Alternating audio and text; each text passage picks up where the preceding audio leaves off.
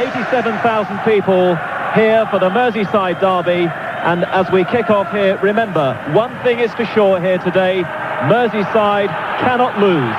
The cup will go to Merseyside. Will it be Liverpool or will it be the men in blue, Everton, starting this game? Tony Cottee and Graham Sharp in the centre circle, waiting for the signal from Joe Worrell. Bruce Grobbelaar and Neville Southall left and right.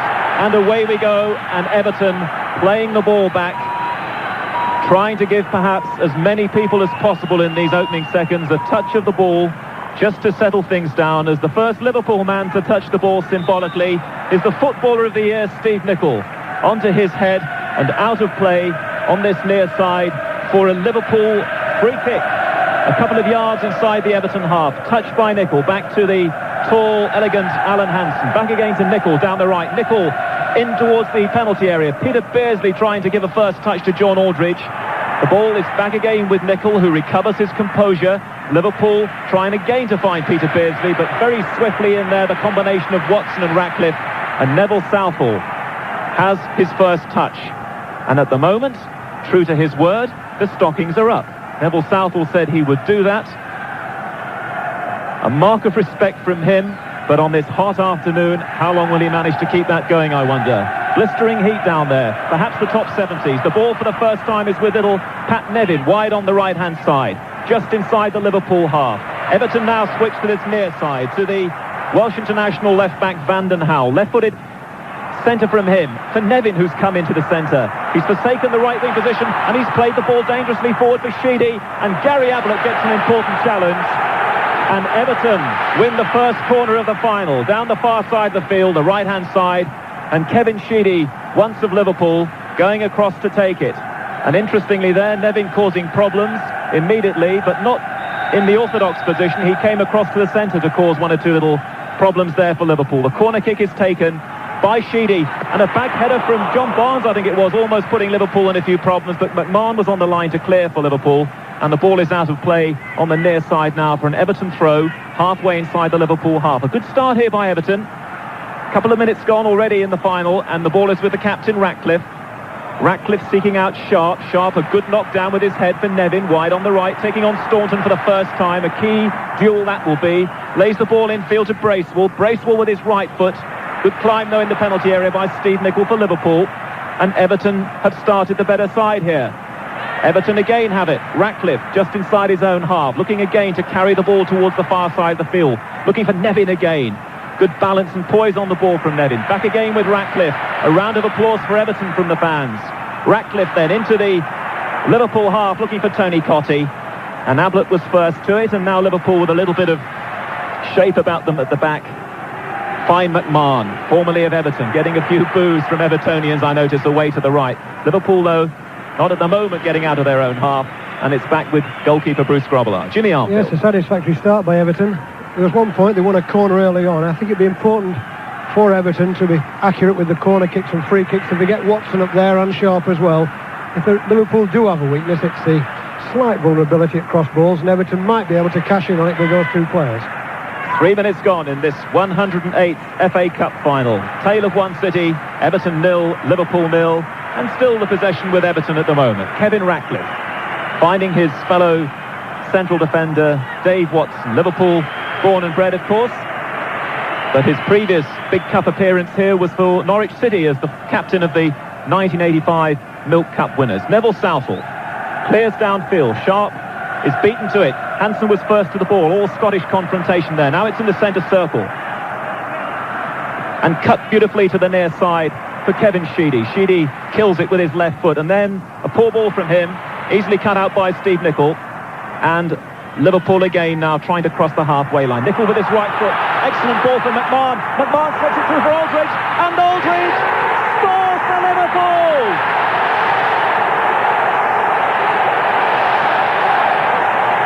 An unbelievable start to the match. I'm almost certain that that was John Aldridge's first touch of the whole final. The man who missed the penalty in last year's final against Wimbledon, John Aldridge, playing for the 100th time for his club today, the bookies' favourite to score the first goal, and he's done just that. John Aldridge, yet again for Liverpool, altogether his 30th goal of the season. Liverpool 1, Everton 0. Yes, it all came really with a sloppy pass from Sheedy, which was cut out by Nicol, and his vision was terrific to pick out McMahon. McMahon could have gone on his own, but he pushed it across perfectly, and there was Aldridge to do what he's good at, put it into the top left-hand corner. But the difference was Everton giving it away at one end, Liverpool having 3 touches, each one accurate. Well, the man who scored the goals in the semi-final, 2 of the goals, of course, against Nottingham Forest, the man who just for a few days even questioned whether he would stay in the game after the Hillsborough disaster. It affected him so badly, being a Scouser, John Aldridge. And what a moment for him, the highlight perhaps of his career. And he scores for the very first time against Neville Southall. He's never done that before, not with Newport or Oxford or the Republic of Ireland or Liverpool. Now he's done it, and Liverpool are one up. Their first attack, really, of the game. Everton, as we were telling you, had settled down quite well here, getting a lot of the possession, but possession's not enough. And Liverpool now, again, in a bit of space, across the halfway line, down the far side. John Barnes has made 25 yards already. He's just been held up by Pat Nevin. Gives it back to Steve Staunton, who goes square now to McMahon, some 35 yards from the Everton goal. The captain, Whelan, inspirational as always in midfield.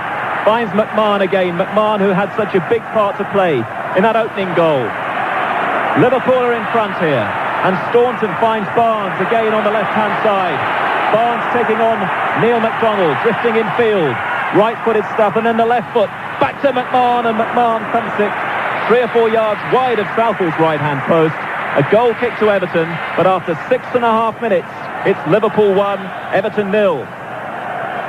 Tonic for Liverpool, the early goal, just what they were after. I think it's just knocked Everton back a little bit. It's important now for these midfield players to get hold of the game, more than ever, really, to make sure Liverpool don't get another. Sheedy's got to work this left-hand side, to me, to cut out Nicol. Against Queen's Park Rangers, he was coming forward, destroying them. They mustn't let him settle in there.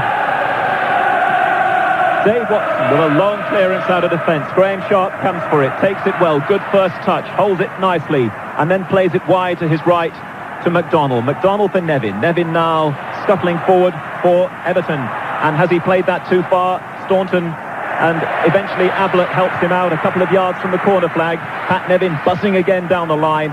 Everton have got a throw in about 15 yards from the corner flag, far side of the field, the right-hand side. Neil McDonald for Nevin. Nevin turns well, and Nevin takes on Whelan, can't get through. Liverpool clear it, and Vanden Hauwe picks up the loose ball. Watson, very studiously, back to the far side of the field again. McDonald is blocked by Barnes. Good team play there by Barnes.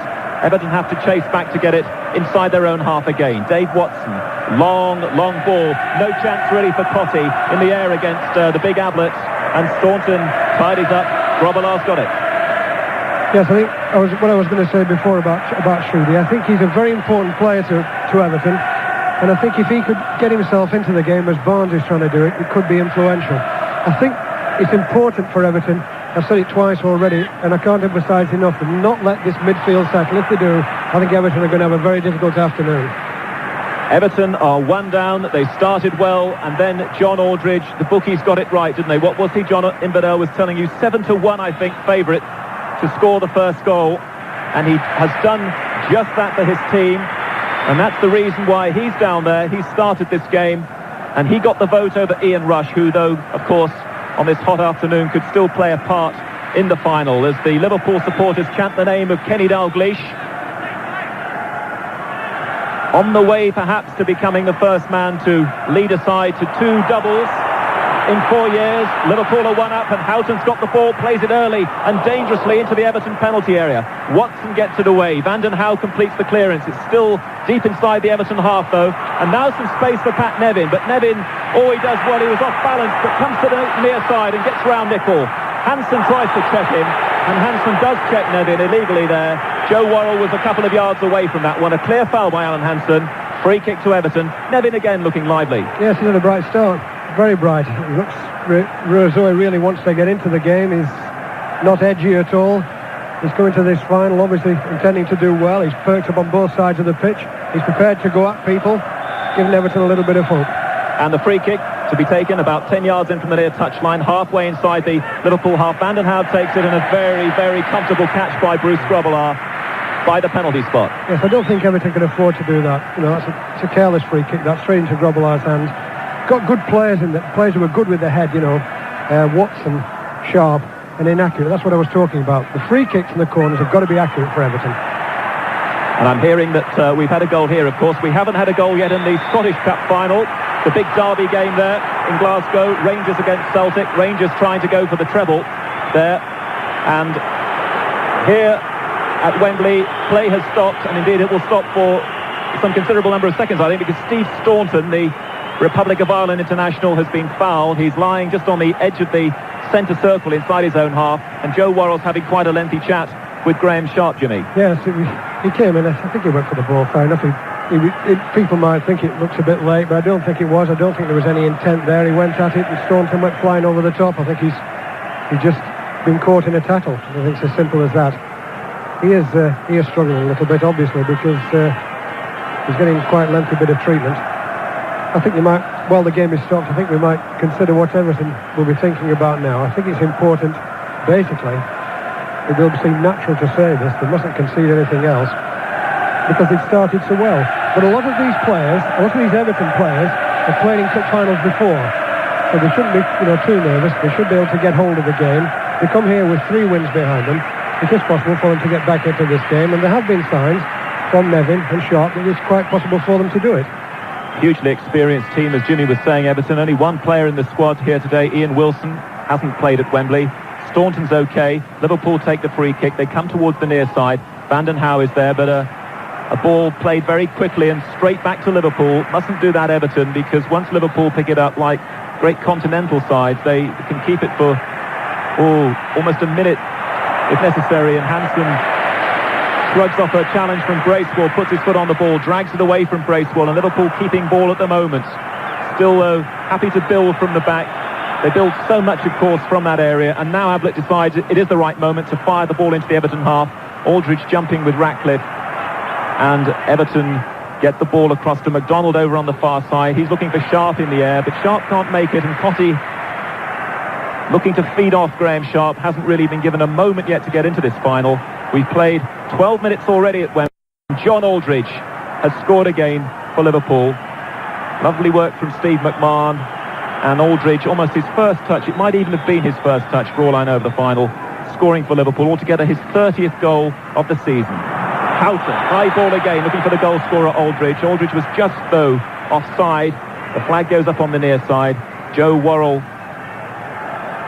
blows the whistle, and Everton take the free kick, and they roll it into the space on the far side, being filled by the former Newcastle fullback McDonald. McDonald again, high ball, looking for Graham Sharp, and Sharp just pushing Hansen away there, and he's been penalised. Hansen rolls the free kick 2 or 3 yards to his left to Staunton, and Staunton plays a short ball for Barnes and gets it back again, still inside his own half. Liverpool again, just happy to playing the ball through the back line, and back again to the man in their goal, who hasn't played in a losing Liverpool team since the final of last year against Wimbledon, Bruce Grobbelaar. Liverpool are 1 up from Grobbelaar's kick. Aldridge tries to flick on, and it almost goes from goalkeeper to goalkeeper. Neville Southall just away to our right to clear now. And this will be a long one. Everyone's backing away from him.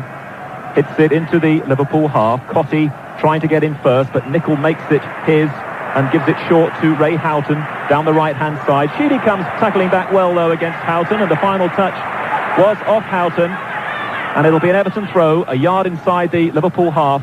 Everton attacking the tunnel end here at Wembley, trailing to an Aldridge goal. Aldridge is on it again, trying to find Beardsley with a square ball, but Trevor Stephen comes back well there to beat Beardsley. As Jimmy Arfield was saying, Trevor Stephen and Paul Bracewell really do have big parts to play in that midfield against Steve McMahon and Ronnie Whelan this afternoon. Good work there by Trevor Stephen, and as a result of all that, Everton now looking to try and put something together. Ratcliffe just inside the Liverpool half. Hits it quickly, but Stephen kills it nicely. Stephen finds Sharp 25 yards out from the Liverpool goal. Back again with Stephen, the pivot at the moment. Stephen works it towards Sheedy down the left. Sheedy, though, having to go back, so great was the pressure from Nicol. And Bracewell looking now far side of the field for McDonald. McDonald, nice play, straight off the head, finds Nevin. Nevin now facing goal, taking on Staunton, coming inside, still Nevin. Nevin into the area, and it just runs away there from Tony Cottee, but Cottee chases to keep it in, gives it back again to McDonald down the right. A good period of pressure here from Everton until Steve Nicol, with a lot of coolness on the edge of the 6-yard box, just off the head, gives it back to the man in the green jumper, Bruce Grobbelaar. Yes, that'll give Everton a bit of confidence. I was just counting the passes there, 14 they put together, so that should give them some confidence, and there was a build-up on both sides before the ball actually came in from Nevin. That's what they've got to try and do. Houghton now for Liverpool, trying to play it through the gap for John Aldridge. Nicely read, nicely anticipated by Kevin Ratcliffe. And the ball eventually out of play down the near side. Again off a Liverpool player for an Everton throw-in, but still deep inside their own half. And Pat Van Den Hauwe, the man to take it, who... one or two doubts about him during the week, and also doubts about the man who's just had the ball, Sheedy. But both take their place, and indeed the two sides starting this final today with the two sides that got them here, the two semi-final lineups. But Liverpool have the lead. The all-important first goal of the final, scored by John Aldridge. Remember, in the final of 3 years ago, Everton led in the first half through Gary Lineker, who was having a season a bit like Aldridge, really, in England, scoring at will. And then Liverpool came back in the second half with those rush goals to win 3-1. Well, Liverpool have started here with the goal. Everton are trying to do something about it. Going through the inside left channel at the moment. Trevor Steven being forced wide, though, by Nicol. And it's a corner. And Everton's first corner down the left, the near side. They had one early on down the far side of the field. Everton corner kick. Yes, I think despite losing the goal in 4 minutes, it hasn't rocked Everton. They seem to be, willing to have a go at it. They're pushing forward. And it's a short corner, and Nevin's in space inside the area, hits it well with his right foot, and it's just wide of Grobbelaar's left-hand post. And Nevin there, strangely from the Liverpool point of view, popped up in a little bit of space there inside the penalty area. And Kenny Dalglish has just moved off the bench down there. Wouldn't have liked to have seen Nevin given that amount of room. And Nevin instinctively hit it towards Grobbelaar's goal. In the end, just swerved wide of the post. And now Grobbelaar looking to clear for Liverpool. 1-0 to his team. Aldridge the goal scorer, and the kick is looking to Beardsley. Ratcliffe leaping up well, does enough in the air, deflects it right to Dave Watson. Watson back to Southall. Southall overarm stuff to Van Den Hauwe on the near side. Everton have recovered, it seems, from that early shock. As Jimmy was saying, they've rediscovered a bit of poise again now as they try to redress the balance. Trailing here 1-0. McDonald wide on the right-hand side. McDonald looks for Cottee. Cottee has to come towards him to get it, and it's back again with McDonald. Everton not getting very far on that occasion. Liverpool pressurising well, and Southall again throws to the near side. Gets a little bit more distance this time. And Ratcliffe sets off from the back, almost Liverpool style. Such a pacey player, Ratcliffe. Into the Liverpool half, cushioned on the chest by Sharp. Sharp to Sheedy. Sheedy drifting infield, going through the centre circle, and now wide to the far side of the field. Again, Everton getting a good round of applause from the crowd here as the ball comes in again, looking for Sharp. Hansen half wins it in the air, and now Liverpool looking to counter through Ray Houghton. Houghton infield to Ronnie Whelan. Whelan is carrying the ball towards the far side of the field. The roll goes up now for Liverpool. It's with John Barnes. Barnes as McDonald backs off with his left foot. Barnes, header from Aldridge, and just wide. Diving header from Aldridge. John Barnes with the cross. Neville Southall relieved to see it go just wide of the right-hand post. Quick break. Whelan is again accurate passing that does it. 3 passes from the back out to Barnes. McDonald denied Barnes a space down the left-hand side. He's obviously been told not to let him get out on his left foot, so he just knocked it straight in. It was just over Watson's head. It was a super header from Aldridge. I thought for a minute it was in. It would have been 2 touches, 2 goals, wouldn't it? That would have been unbelievable if Aldridge had scored that one as well, and it would have made it almost impossible for Everton. But now Everton, almost just a moment for them, as Trevor Steven couldn't quite take it in his stride. He had support there as well, just for the moment, but Liverpool are able to clear with a bit of relief, and Aldridge flicks on, just too far in front of Peter Beardsley though, and the players will not want to make stupid runs on such a hot day. They will want to conserve energy. Beardsley knew he couldn't get that one, so the ball is with Everton down the far side. Again, it's chipped into the Liverpool half, and Alan Hansen just does a little bit too much digging there. That'll be a fantastic confrontation between Hansen and Sharp as the match develops. We've now played 19 minutes here at Wembley, and Liverpool lead through John Aldridge's early strike. After Everton had made an assured start, Liverpool in front again through the danger man. Trevor Steven with the Everton free kick. Into the penalty area down the left. Sharp heads it well. heads it square. Liverpool have got lots of players back. Whelan is trying to run the ball out of defence, and now McMahon will take over. McMahon finds Barnes in a little bit of space on the far side of the field, but McDonald's tackling there was very, very astute and crisp. Beating Barnes, important challenge, and Everton again going through their midfield from Bracewell to Van den Hauwe. Van den Hauwe scooping it with his left foot. Sheedy trying to flick it on, and he did so perhaps with the hand there. Joe Worrell again, well, it was a combination. I thought he perhaps used his hand, but maybe he turned the player there with the elbow, and Joe Worrell quickly onto that one, gives Liverpool the free kick, and Nicol has it, number 4 on his back, but today very definitely playing in that right full-back position. Staunton now down the far side, the left-hand side, crosses the halfway line and finds Whelan. Whelan, the Liverpool captain. Staunton never stopped running there. A good run as Whelan tried to find the Irishman with the return ball. Watson was there, though, for Everton. And Everton again with a bit of style, playing themselves out of trouble. It's a good game. Nevin now, down the right-hand side. Nevin allowed to take the ball into the Liverpool half. Plays it square to his left in an unaccustomed role this season, of course, Trevor Steven in the centre of midfield with a big part to play. High ball from him.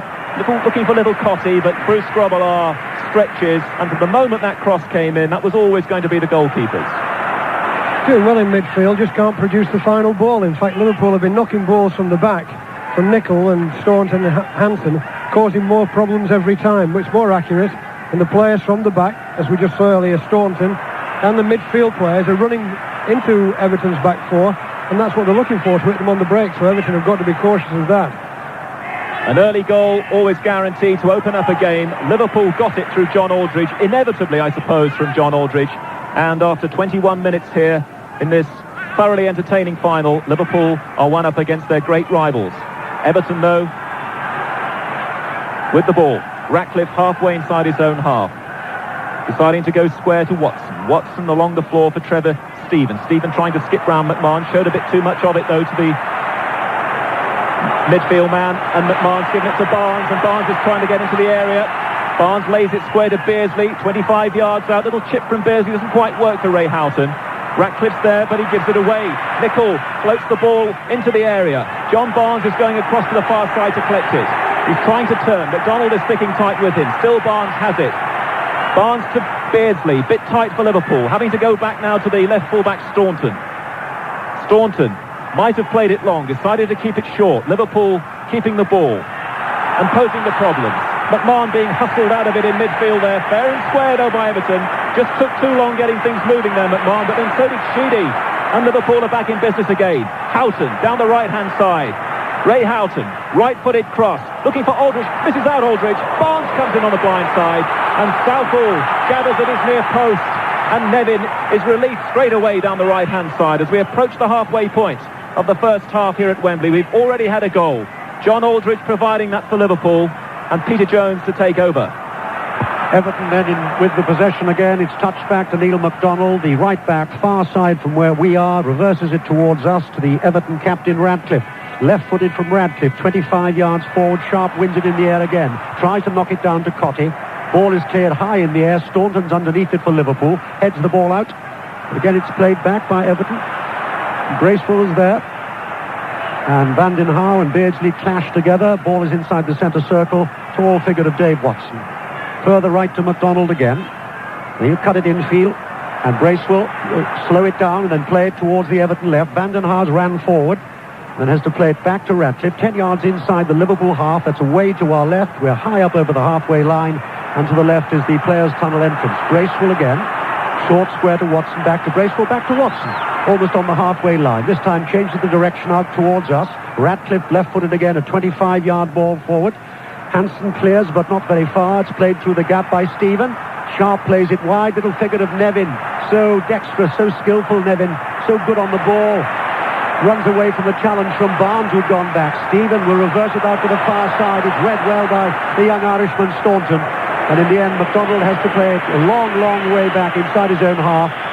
And Watson decides not to play it back to Southall, but square to Ratcliffe. Competition's very fierce. There's not a lot of room for the players, actually. Every time somebody gets the ball, he's got to defend him pretty close to him. Stephen goes forward for Everton, square to Sharp, back to Stephen, just outside the Liverpool penalty area. Bad ball in there and wasted. Sheedy was in a good position. And it's still then Liverpool 1, Everton 0. John Aldridge after just 4 minutes. And that, incidentally, is 30th goal of the season. That beats his 29 from last season. And this, you may remember, a time with Ian Rush coming back. It was almost a suggestion that Aldridge might be out of the side. Ian Rush is out of the side. He's wearing number 12 this afternoon. And Aldridge has scored his 30th goal. One goal here at Wembley then, but no goals so far at Hampden Park. That's the Scottish Cup final. Up there it's still Rangers 0, Celtic 0. We'll keep you, of course, right up to date with all those scores. Tremendous record of Aldridge, really. 2 seasons running to do that, around the 30-goal mark. Tremendous for any striker, whether he's with Liverpool or anybody else. But the difference so far in this afternoon has been that he's had the one accurate pass that's given the chance. So far, Everton have failed to produce a final pass that's been a killer for somebody. They've had plenty of possession, but when it's come to the vital final delivery, they haven't been able to produce it. We just had another example there where Trevor Stephen gave it away after a lot of good work in the last third of the field. Nevin again, short to Stephen. Ball played back once more to the fullback McDonald. McDonald reverses it out. It's a difficult ball, that, and Bracewell did well to get his head to it even. And finally it's played up in the air by Stephen towards us. Nicol comes in with a challenge. Loose ball picked up by Houghton. McMahon, who set up the goal for Aldridge after 4 minutes. Whelan, the captain for Liverpool. Wide, Barnes, a yard in from the far touchline. The Liverpool left. And Barnes, all skill now, plays the ball across the area. Ratcliffe heads the ball away. Waiting for it is Sheedy. Sheedy is challenged illegally by Stevie Nicol, the player of the year. And Everton take the free kick quickly. And Bracewell, Vandenhauer, all he can do is throw it back to Neville Southall, one of the best in the business, Neville Southall. Missed 1986 final with an ankle injury, but played here in 84 and 85. And certainly he's won many games this season for Everton. He's been in tremendous form, the Welsh international goalkeeper. Ball just below us, Ratcliffe in a left-back position. A long ball deep inside the Liverpool half. Sharp and Hansen battle together. Hansen comes away with it. Starts to move forward. Deceptively languid player, Hansen. Nice ball to Whelan. Whelan's 5 yards inside the Everton half. Barnes has got it. Drops the shoulder. Then just stabs the ball inside to Staunton, the fullback. Staunton square to Whelan. Typical Liverpool possession stuff, this. McMahon holds it. Wide. Nicol will back him up. 5 yards in from the near touchline on this green Wembley turf this afternoon. 1-0 to Liverpool. McMahon square. Whelan waits for it. He's got a lot of space. Barnes, Jakeson Barnes, and he finds Barnes through the gap. Cross comes in just ahead of Aldridge. And the ball will, I think, just run over the line for a goal kick. A glorious build-up again. Barnes saw it, was through like a flash. Stopped, the cross came over, and about 3 yards ahead of John Aldridge. Yes, what happened there, Nevin came back to defend, and he got in the way of Neil MacDonald, and consequently what happened was, when Whelan knocked the ball through the space on the inside of what should have been the fullback, Nevin didn't react and Barnes did. And there's a lovely little ball across the 6-yard box. I was looking for John Aldridge there, but it was just beyond him, so a bit of an escape there for Everton. But it was Aldridge who did score the 1 goal so far this afternoon. He scored it after 4 minutes, after a lovely piece of work by Steve McMahon, who's been so vital to the Liverpool machine this season. Sharp chests the ball down, halfway inside the Liverpool half, shrugs off the challenge from McMahon, square to Vandenhauer, the fullback. Vandenhauer runs away from Houghton. The cross comes in from him. The header comes in wide in the end. And Sharp, again, who's so dangerous in the air, headed that one a couple of yards wide. But that was a good cross coming in when it mattered. And Sharp was there. He's already got 3 cup goals. He couldn't get one there. Yes, so now I make that, 27 minutes gone, and that's what I call the first real effort from Everton at goal, the first real threat. I thought, well, something might have happened. They've had a lot of possession up to the edge of the area, but it's broken down. At least the cross was fairly accurate there, although it was coming in with Vandenhauer's right foot from the left-hand side. Difficult ball for Sharp to head. It went past the post. Whelan has possession inside the centre circle. McMahon out to Staunton. Staunton immediately feeds Barnes. Nevin comes back to act as a defender, but Barnes is running away from Nevin, and he's gone outside McDonald as well, but it's gone too far for him, I think. And indeed, McDonald has to hurdle over all the photographers, and it's still 1-0 to Liverpool. Yes, it's nice to see Nevin being prepared to work all the way back, but I think really he should be conserving his energy for getting forward and supporting Sharp and Cotty. I think Everton need him up here.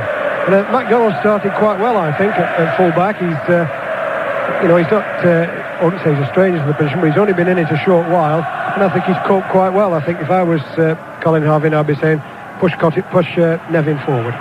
Little ball, and that's offside. You may have heard the whistle in the background.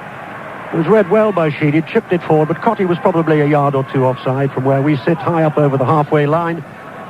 And we're just coming up to half an hour on the watch in the first half here at Wembley in the 1989 FA Cup final. And Liverpool lead by 1 goal to nil, and their goal scorers in possession now. Aldridge, Beardsley, straight back to Houghton. Houghton twists and turns and still holds possession, plays it through the gap. Aldridge is there, and he shoots, and it goes wide.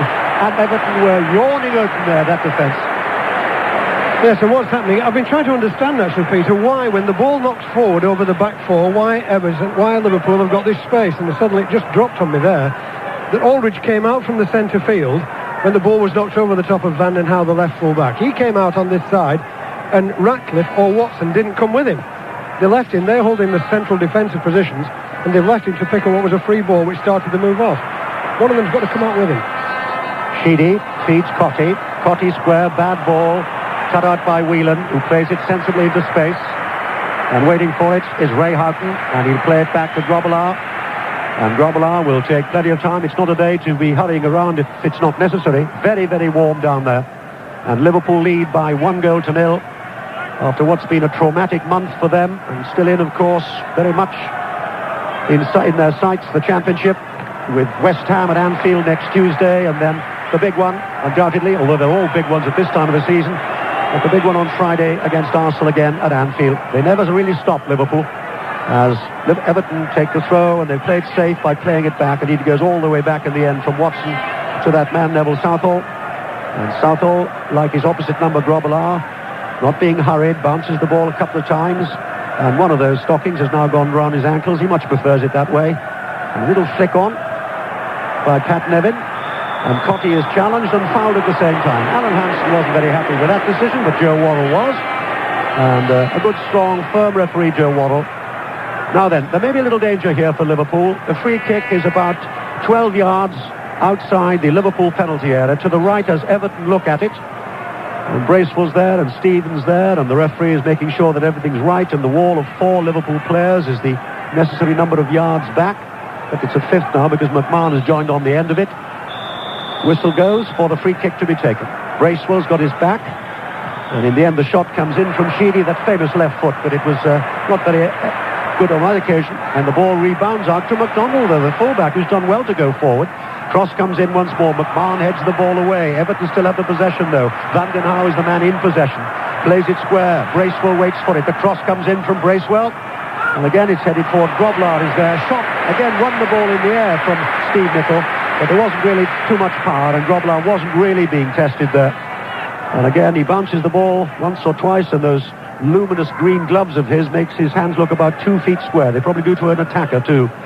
And remember, Grobbelaar's not been on a losing Liverpool side this season, out of the game with the meningitis, and then couldn't get his place back with Mike Cooper proving a very good substitute. But now he's back in, and his experience is there for all to see.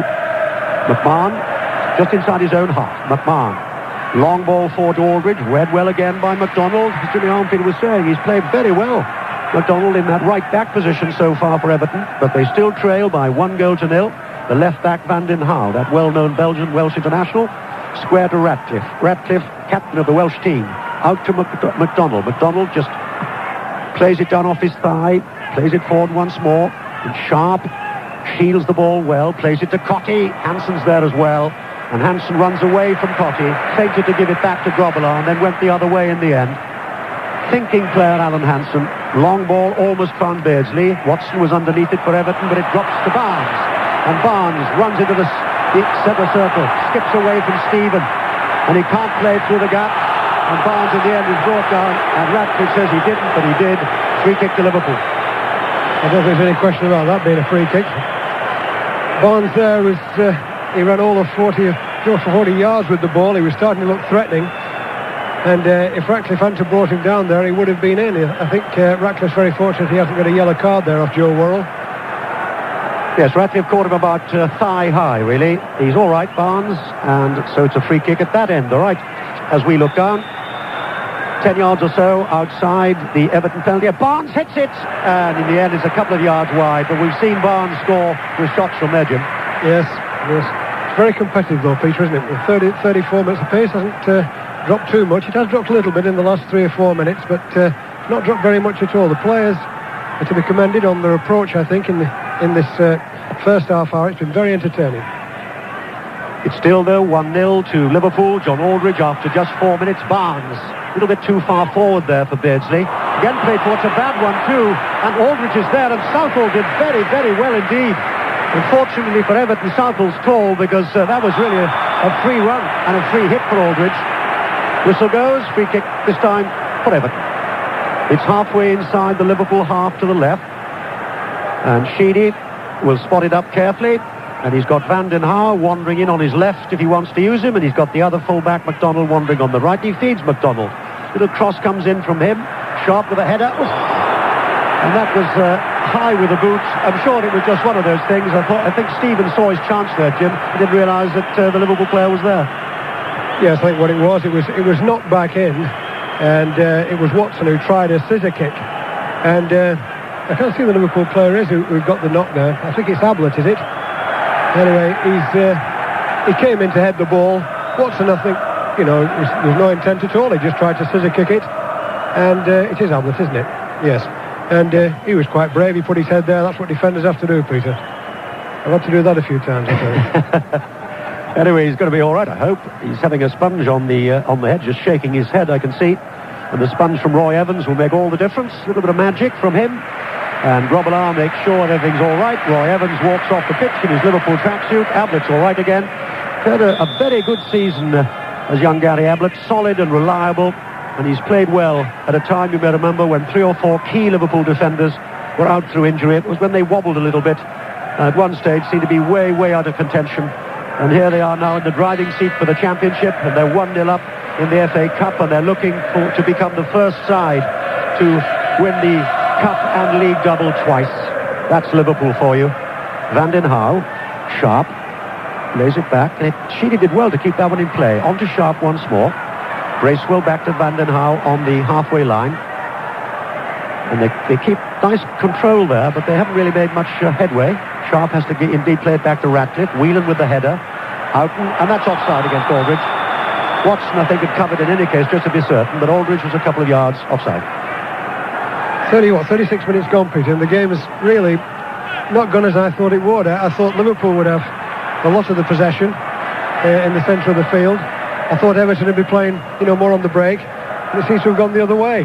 Everton have had a lot of possession, seem to be going nowhere, and Liverpool suddenly strike. Houghton, bad ball from Houghton, that though, because there was some intelligent running by both Aldridge and by Beardsley, and it was way ahead of both of them. So Bracewell will feed Stephen. Stephen chops the ball out to the left, looking for Cottee. Cottee and Hansen together, and Hansen wins the ball. Cottee feeling that he'd been fouled there, but Joe Waddle doesn't agree. Back to Grobbelaar, who bowls the ball out to the far side to Neil McDonald. I beg his pardon, to Steve Staunton. Staunton square to Barnes. Barnes is deep inside his own half at the moment, and then starts to move forward, and then just stabs it square. McMahon finds Whelan inside the centre circle, who starts to move forward. There's a nice little ball wide to Nicol. Nicol in an outside right position. Almost got it through the gap, looking for Ray Houghton. Headed away well by Van den Haar. Corner then to Liverpool, with 7.5 minutes of the first half remaining of the 1989 Cup final here at Wembley. 1-0 to Liverpool. Corner short, Nicol. And he'll find Whelan square. Whelan plays it through the gap. Houghton's there. Houghton going down the line. The cross comes in. Headed away well, though. Still on the edge of the area. The shot comes in the end, was about a foot wide, I think. I didn't think that Southall realised how close that was coming in there from Stevie Nicol. It does go wide. Still 1-0 to Liverpool. It's amazing, Peter, that I've just been counting up. Everton really have had a lot of possession.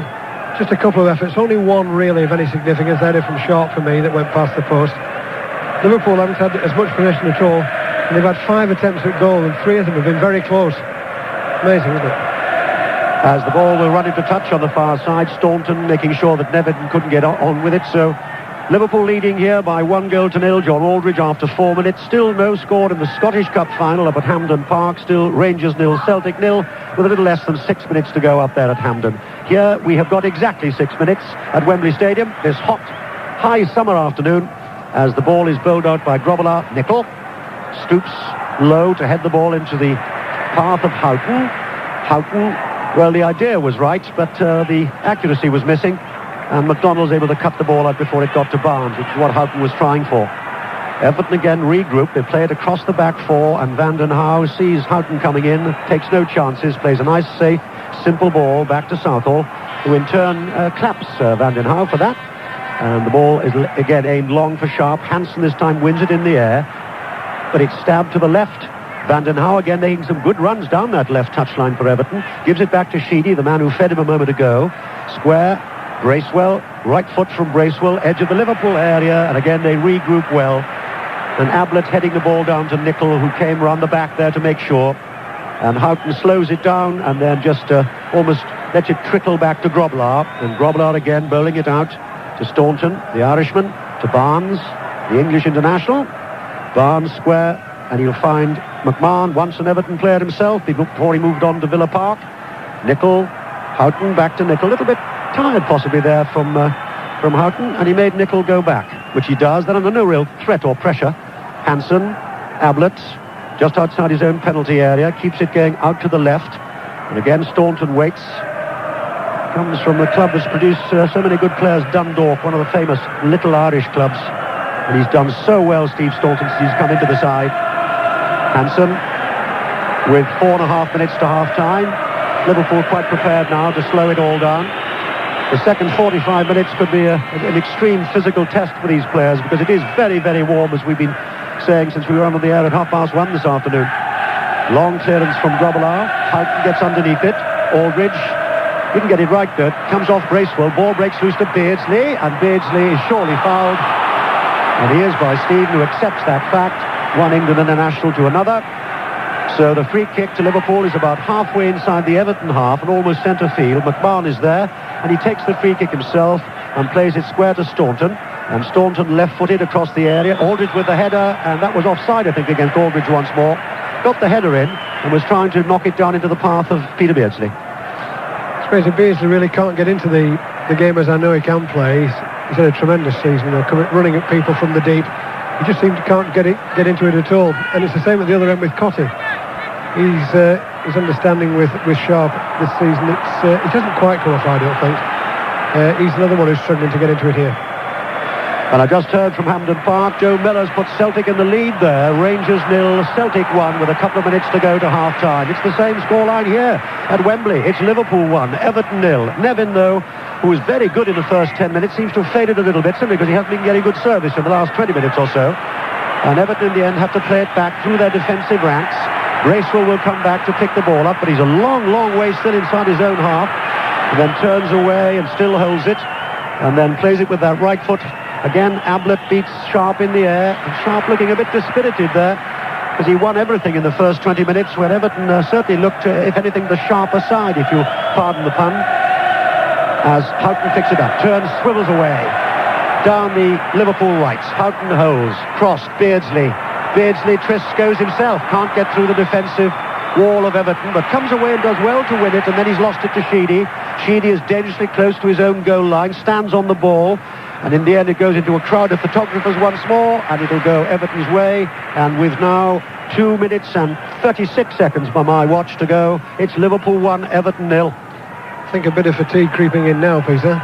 It is very warm for the players, and it has slowed in the last few minutes.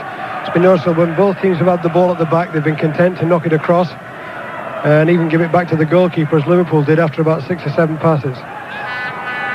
The ball is just inside the Everton half. It's cleared now by Van den Hauwe, but it's just a long, rather hopeful ball, that, and certainly Jenny Cottee was within 15 yards of it, and he was the only Everton striker up there, and Everton have no trouble at all in regrouping. Aldridge is tackled well, though, by Watson. The ball is crossed. Cottee goes for it. Grobbelaar's there. Has to just fall down to his right as Cottee came in. Little figure of Tony Cottee. An up and down season since Everton played 2.2 million, was it, for him against West Ham. Scored in the opening seconds, you may remember, of his first game, but he's been a little bit up and down. And there he was perhaps close to a chance, but Grobbelaar read it, and in the end was there a good couple of seconds before Cottee. McDonald again pumping it in high. Grobbelaar's there, he's lost the ball, and Sharp is there, and the net is empty. And Sheedy's there, Sheedy with a cross, and Hansen's there. And that was clearly a mistake by Grobbelaar. It was by Sheedy as well. Great chance of the ball that had been chipped onto the back post. You know, he chose to have a go himself there from an awkward angle, and Hansen blocked it very well. He took the right position, Hansen, perfectly. when that ball came in there, I thought if Sheedy had chipped it to the back post, there would have been real problems for Liverpool. It's a bit of a let-off, that. As Watson plays it square to McDonald. Everton now going forward here in the dying minute of the first half. Nevin, little flick ball back to Watson, who stayed up in an advanced row. Little flick ball from Stephen. Ablett heads the ball away. Whelan, with lots of composure, plays it straight back to the man he's looking at. That's Bruce Grobbelaar. And that certainly was a mistake. It was a half-hearted jump, really, by Grobbelaar, it seemed to me. And you don't do that with a fellow like Graham Sharp. He lost the ball, and he was flapping around all over the shop. The net was empty, and Sheedy in the end didn't do it right. Out to Staunton for Liverpool. A couple of yards in from the far touchline. Long ball from Staunton. Aldridge underneath it. Ratcliffe beats him in the air. Aldridge goes back for a second bite. Can't get it, though, because Sheedy's got it, and then he loses it. And McMahon will play it to Barnes. And Barnes will reverse the ball out here. And Sharp did very well there. Came back and prevented that ball going out to Stevie Nicol, who can make dangerous runs down the right for Liverpool. Van den Hauwe.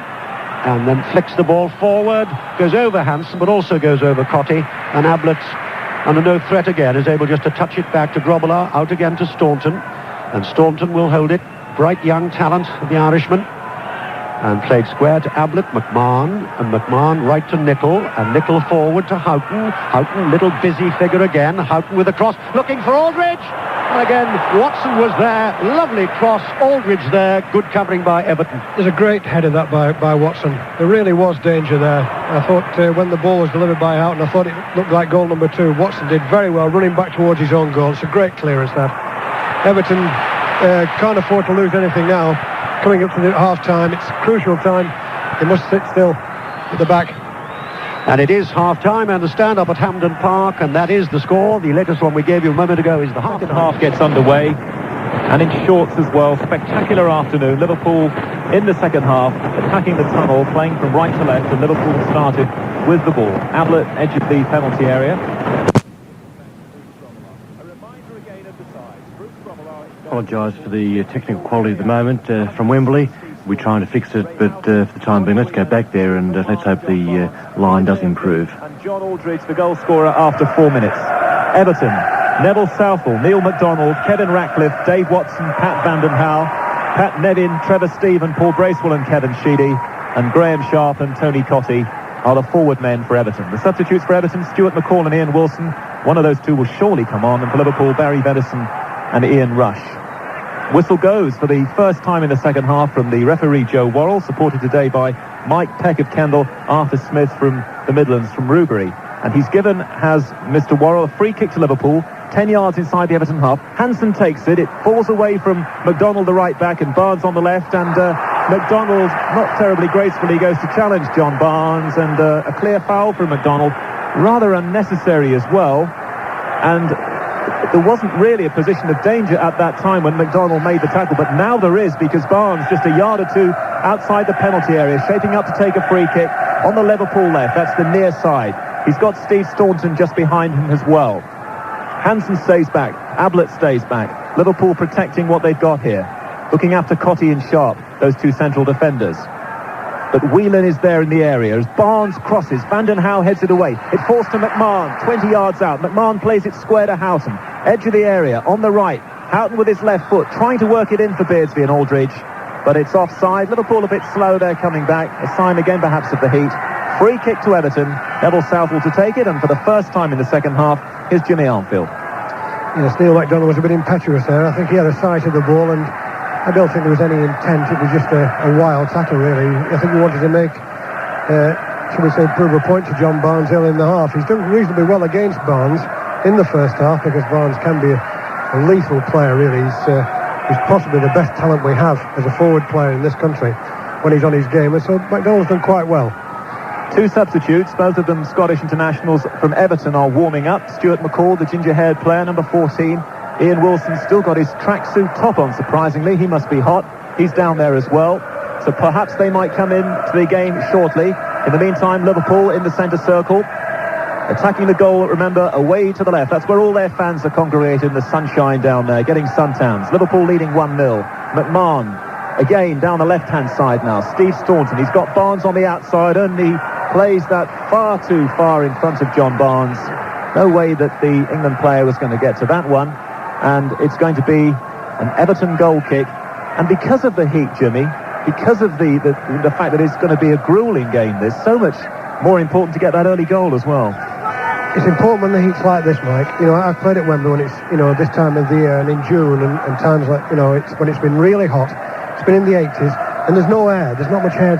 It's difficult for players, but I think what they do is a tendency to give the ball away. They're a bit sloppy, you know, but I think the important thing more than anything else, not just obviously to get the goal, is to make your passes accurate so the other fellow doesn't have to set off after it, you know, so he can conserve his energy. A good pass is one that's delivered well in advantage of the chap who's going to receive it. Well, it was McMahon that made the main pass to set up Aldridge for the goal after 4 minutes as Everton tried to avert a corner kick, and I don't think Watson's done that. He didn't get it right there. He tried to work it back to Neville Southall, but he didn't manage to find the goalkeeper. And it's going to be a corner kick to Liverpool down the right-hand side. Ray Houghton to take it short and gives it to Steve Nicol. Nicol trying to work away towards the penalty area, but has to give it back to Houghton because there are two men in blue. And Liverpool happily go back all the way to the halfway line to number 6, Alan Hansen. Hansen, long ball forward. Aldridge trying to flick it on. Can't get above Watson, though. Collected by Barnes, 25 yards out. Delicate chip from Barnes. John Aldridge. Aldridge goes down. Neville Southall comes out, takes it away from his centre-half, and Everton have Nevin playing on the left-hand side, interestingly now. Far side of the field. Pat Nevin, who played in the first half mostly down the right. Works the ball into the centre circle. Bracewell's crowded out, and Liverpool are threaded through for Beardsley. Beardsley's in the area. Can he finish? No, he's saved by Southall's feet. Bracewell goes in to try and help because it was his error initially which allowed Liverpool to go through. Bracewell coming back to do well in the end there, but Beardsley denied by Neville Southall's feet when it looked as if he might be on the way to scoring for Liverpool. Almost identical time in the second half that they scored in the first half. Neville Southall keeps Everton in the final, Jim. Sorry, Mike. Crucial moment that I thought it was, as you say, it was there in midfield and Kevin Ratcliffe was never going to get back. Good save by Southall. Now Liverpool again, Beardsley into the side netting. Oh, and I think one or two people actually on the far side, I'm not sure what their angle's like from there. They saw the net below and maybe they thought that had crept in, but Neville Southall didn't actually dive for it. Beardsley into the side netting. So Beardsley involved twice in about 90 seconds there, Jimmy. Yes, it was actually a poor finish that for Beardsley, because what he did, he came in on the right-hand side and I thought he had a great chance and he hit it with his left foot and he didn't quite get hold of it and it scrambled past the post and got into the side netting. So a couple of let-offs there for Everton in the first few minutes. 6 minutes gone in the second half of the Cup final. Liverpool 1, Everton 0, and it's been like that ever since the 4th minute when John Aldridge scored altogether his 30th goal of the season.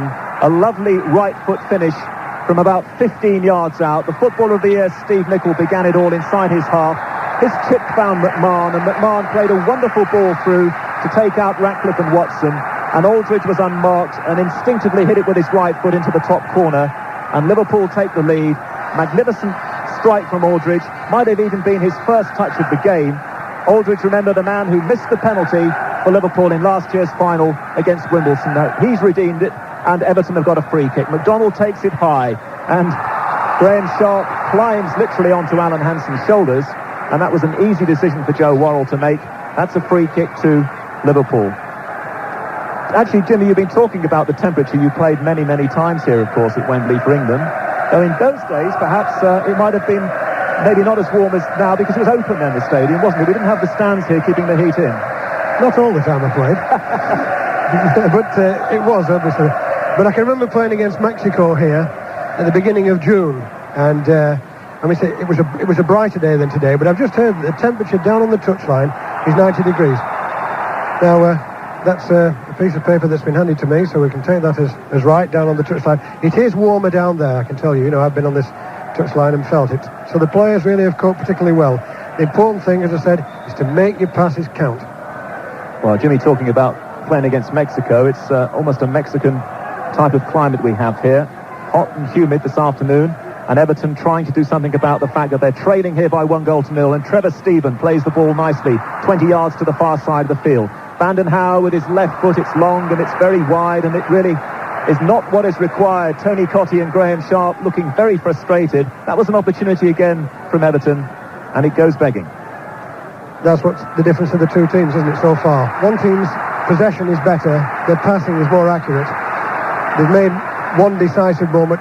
There could have been two, well, possibly three if you count this one of Beardsley that's just gone on as well. Everton doing very well with the ball up to that final moment. I said that earlier in the first half, and it's just happened again. They've had two raids so far, and both times it's been given away. Graham Sharp, the danger man for Everton, lays it off nicely, tucks it through for Trevor Steven. Trevor Steven is accelerating very, very well there. It looked like Alan Hansen might be required to make the tackle, but Steve Staunton it was who dispossessed Trevor Steven. And now Liverpool countering again. Ray Houghton perhaps needs a bit of support though, Houghton, as he picks it up and goes halfway inside the Everton half. Decides to come to the near side and doesn't get it right at all. It's right onto the head of Neil McDonald, the fullback. And Neville Southall is making a lot of gestures down there inside the penalty area. He's really trying to whip up the team, almost playing as the captain of the side at the moment, Southall, as he clears downfield, and Steve Nicol comes towards the ball and was always going to win that one. Very determined play from Nicol, and as a result of that, it goes almost ping-pong fashion straight back again to the Welsh international goalkeeper, Neville Southall. Southall's clearance veers towards the near side this time. It's flicked on looking for Cottee. Cottee hasn't really had a chance at all to get into this game, and he couldn't then either, because Alan Hansen wraps the long leg around it and works it back to Bruce Grobbelaar, who didn't really have a problem. He didn't really have a difficult moment, apart from when he came out and didn't get to a cross in the first half. He certainly didn't have any stinking shots to save. And at the moment, the ball is inside his half, just down below on the left-hand side. But Staunton couldn't keep it in. And it's going to be an Everton throw-in. And the Everton crowd away to my right here, just sensing that perhaps the team needs a little bit of help now, 10 minutes into the second half, trailing by 1-0, making themselves heard, and Everton take the throw. Back to Dave Watson, just inside the Everton half, on this right-hand side, the near side. Long, high ball. Sharp flicks it down. Bracewell tries to get into the hole there, but McMahon beats him. Barnes dwells on it, though. Everton win it back again. Very crowded, though. Trevor Steven tries to make some space for himself, but then turns straight into trouble. And Houghton's taken it away from him. Gives it to Nicol, and Nicol's got a lot of space to work in, over on the far side. He's darting down the right, going inside and outside. Inside now, looking for Beardsley. And the pass wasn't accurate. And I must say it is travelling from side to side at the moment. Nevin, who's now coming towards the near side. Cottee just gets away from Hansen for a moment. Cottee goes for the return ball. He's got Ablett to beat now. Cottee, number 10, wide on the right, near side for Everton. Gives it back to McDonald. McDonald's cross is not a good one, though. Houghton is back working well in the air for Liverpool. And Barnes sets off. Left-hand side, near side, elbows pumping, driving hard into the Everton half. Watson is backing off Barnes. Barnes might go all the way here, trying to get in the area. Hits it with his left foot, just wide of Southall's left-hand post. And that really almost one of the spectacular goals of all time in Wembley finals. Barnes just wide, Southall's thrown out and taken the kick immediately as Everton try to springboard back. Yes, great run by Barnes. First time, though, that McDonald has not been goal-side when he's picked up possession of the ball. McDonald had come forward trying to support Cottee and was caught out. Cottee now, as Everton come back, fair dues, they're really making this into a final Everton. They trail 1-0. Nevin on the left edge of the penalty area. Can't get the height with the cross. McMahon heads it away. Only as far as Van den Houw, 25 yards from the Liverpool goal. Grobbelaar is crouching, anticipating perhaps having to make a save, but Trevor Steven couldn't find Pat Nevin on the left. And as anticipated, Everton's assistant manager Terry Darracott down below comes forward with the first of the two substitutes, Stuart McCall, the man that Colin Harvey bought from Bradford City, the man who knocked out the Holders Wimbledon in the quarter-final. He's going to come on, I think, for Graham Sharp, or perhaps Paul Bracewell. Can't believe they'd put a midfield player on for a striker, especially as Sharp is the man that Liverpool fear. Bracewell will come off, and McCall to come on in just a few moments. Indeed, he can come on now, I think, because there's a foul inside the Everton half. Barnes has been fouled. Liverpool take the free kick. They've taken it quickly, though, so McCall can't come on. And Staunton has the ball on the near side. Whelan accelerates as he gets the pass from Staunton. Liverpool playing it through a little triangle down the near side and then into the centre circle for Hansen. Hansen, slow build-up from the back for Beardsley. Beardsley pushes it quickly wide to Nicol on the right, but as Beardsley parted with that, he was fouled. And although Liverpool kept possession, the referee was committed to the whistle. Free kick to Liverpool, and now McCall to come on for Bracewell.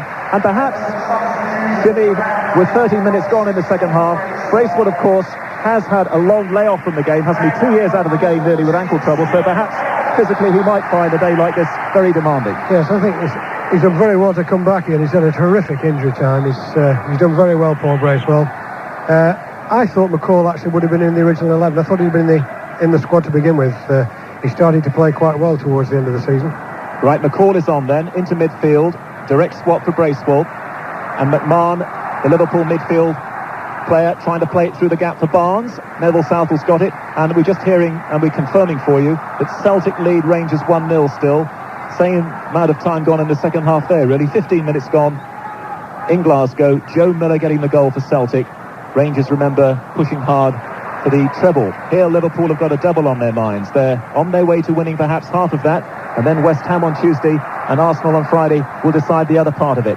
Liverpool, though, only have the one goal in front. John Aldridge supplying it after 4 minutes, so they'll be pushing forward looking for a second. Everton countering. Sharp finds Cottee. Cottee going very hard towards the penalty area. There are 4 Liverpool players around Cottee, and Hansen it was who's been pulled up by Joe Worrell for the foul on the edge of the D, 20 yards from Liverpool's goal. Now here really is a possibility for Everton, and we inevitably look, I suppose, towards Kevin Sheedy here. Thumped in many a good goal from free kicks. Everton's top scorer in the FA Cup. 4 times he's found the back of the net, some crucial penalties earlier in the competition, and Sheedy immediately slotting the ball up. Very accurate with his left foot. Bruce Grobbelaar is demanding a wall of half a dozen there. Joe Worrell is demanding that they go back. And the Everton fans sing their song, and they anticipate an important moment. Sheedy hits the free kick straight into that wall. Sheedy goes in to try and push it through for Tony Cottee, and Liverpool's defence stands firm. Everton again sweep the ball in from the left. Van den Hauwe onto Ablett's head again, though not quite getting those crosses right. They're too near the Liverpool defenders. Everton again have space to work in. Kevin Ratcliffe, the captain, down the near side now for Pat Nevin. Ball in Nevin, and Nevin again. I noticed then, Jimmy, we'll have a word on that in a moment. Not only did Nevin have to beat Staunton then, he also had John Barnes coming back to look after him. So Liverpool really are working well to try and squeeze Nevin down this near side. Barnes coming back to help out Staunton, and from the throw-in, Everton now in the centre of the field, and Van den Hauwe's getting nowhere there. Didn't play it with a lot of conviction, and Steve Nicol tidies up. Puts his foot on the ball, avoids the goalkeeper, gives it square to Hansen. I still think the goalkeeper might get this one, though. He does indeed, from McMahon. 1-0 to Liverpool. Yes, Barnes was actually still back there, though, from the free kick that was taken by Sheedy after it had been blocked in the wall and come out. And by the time it had come out to Nevin, he was still in a defensive position. But it is right, they are trying to close them down all the time. But now McCall has played a very poor ball, and Houghton's pounced on it. And that was one of McCall's first touches in this game coming on, and it's handed the initiative to Liverpool. Beardsley weaving away into the area, just slightly overdoes it though. And then, to be fair to McCall, having made the error, he was the man who came in to make the interception as Beardsley tried to thread a way through. And Everton regrouping again, and Kevin Ratcliffe, left-footed stuff from him into a no-man's land area, really. Didn't give little Nevin any chance at all down the near side. It's a throw to Liverpool, and again it's that Staunton-Barnes combination. 16 minutes gone in the second half. Liverpool a little bit loose there, playing a back pass, playing Ablett into trouble inside the penalty area. Ablett does get it away, but Everton remain on the attack here as a result of that. Should have gone back quite comfortably, that one, but a little tension and a little nerve, and indeed Liverpool, Ablett making the clearance, have been penalised. Everton have got a free kick. Now this is about 5 yards from the penalty area, on the right-hand side. A chance for Watson to go forward. A chance too, of course, for Sharp to show his aerial menace. The free kick is taken by Sheedy, and Grobbelaar palms it away. Hasn't got it away. McMahon blasts it towards the running track here. It's caught immaculately by Colin Harvey, I think, down there, the Everton manager, rugby style. And with a lot of urgency, throws it straight to his captain, Kevin Ratcliffe. Get on with it, he says. 17 minutes gone in the second half. Everton again, as Jimmy Armfield was saying at half-time, have had a lot of the possession here in this game. Liverpool, though, have the goal, and Aldridge was the man to do it for them. Again, Everton look towards Nevin, but they're not giving him any chance at all. They're bombarding him with high balls, and Steve Staunton's fair hair is getting up there, well above Pat Nevin.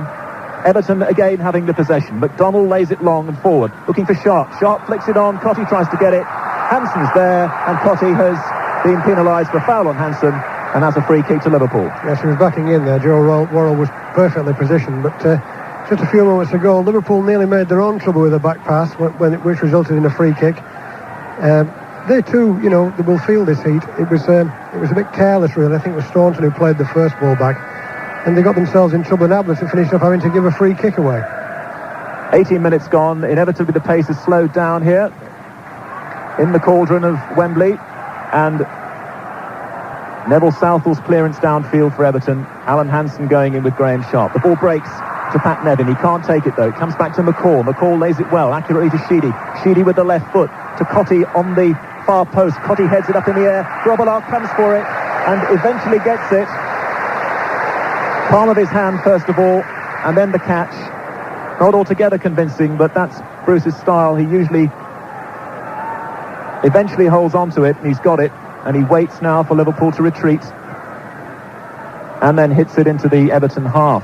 Ratcliffe, Aldridge backheads it for Beardsley. Beardsley beaten by Watson, and Everton decide to push it back to Neville Southall for those long clearances, and Southall's clearance is long. It's Hansen against Sharp. Hansen just nudges it down, but Nevin's in there. Great tackle by Staunton.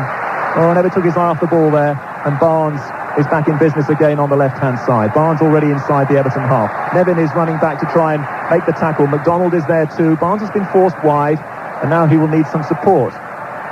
Back with Staunton. And infield now to the captain, Whelan. Whelan and McMahon combine. McMahon goes to the far side of the field, knowing that Nicol will be in space. Nicol's got it now. Nicol halfway inside the Everton half. Going outside Sheedy now, working away towards the area. Gets the cross in, off an Everton back. McCall should clear. Ginger-haired player looking for Cottee, and Cottee's tumbled over by Hansen. Everton wanted to take the free kick quickly, but Joe Worrell wants them to take it from the spot where the offence was committed, and 20 minutes have gone in the second half, and Liverpool have that slender lead. John Aldridge after 4 minutes. Brilliant bit of finishing by the Republic of Ireland international. And the noise again picking up in the stadium. Perhaps the reason for that, the appearance of Ian Rush. Ian Rush is off his stool and he's warming up down there with Barry Venison.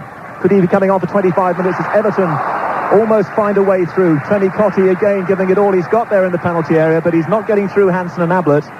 And Liverpool again patiently from the back, looking to their little magnet there in midfield, McMahon, who turns it in with a lot of style to the far side to Houghton. Houghton on the halfway line, back again with McMahon. McMahon now to the near side, everybody involved. It comes to Barnes on the left-hand side. What's that, 9-10 passes? Back again now to Ablett. They don't quite get it right. They just put Ablett under a little bit of pressure there, but he managed to make the clearance. And that's about 15 passes now. Whelan to the far side to Nicol. And back again to Whelan. Trying to prize an opening here. Whelan about 15-yard ball. Beardsley wanted too much time on it, and Stephen was back. Ian Rush, I think, is going to come on. He's crouching down there. He's limbering up.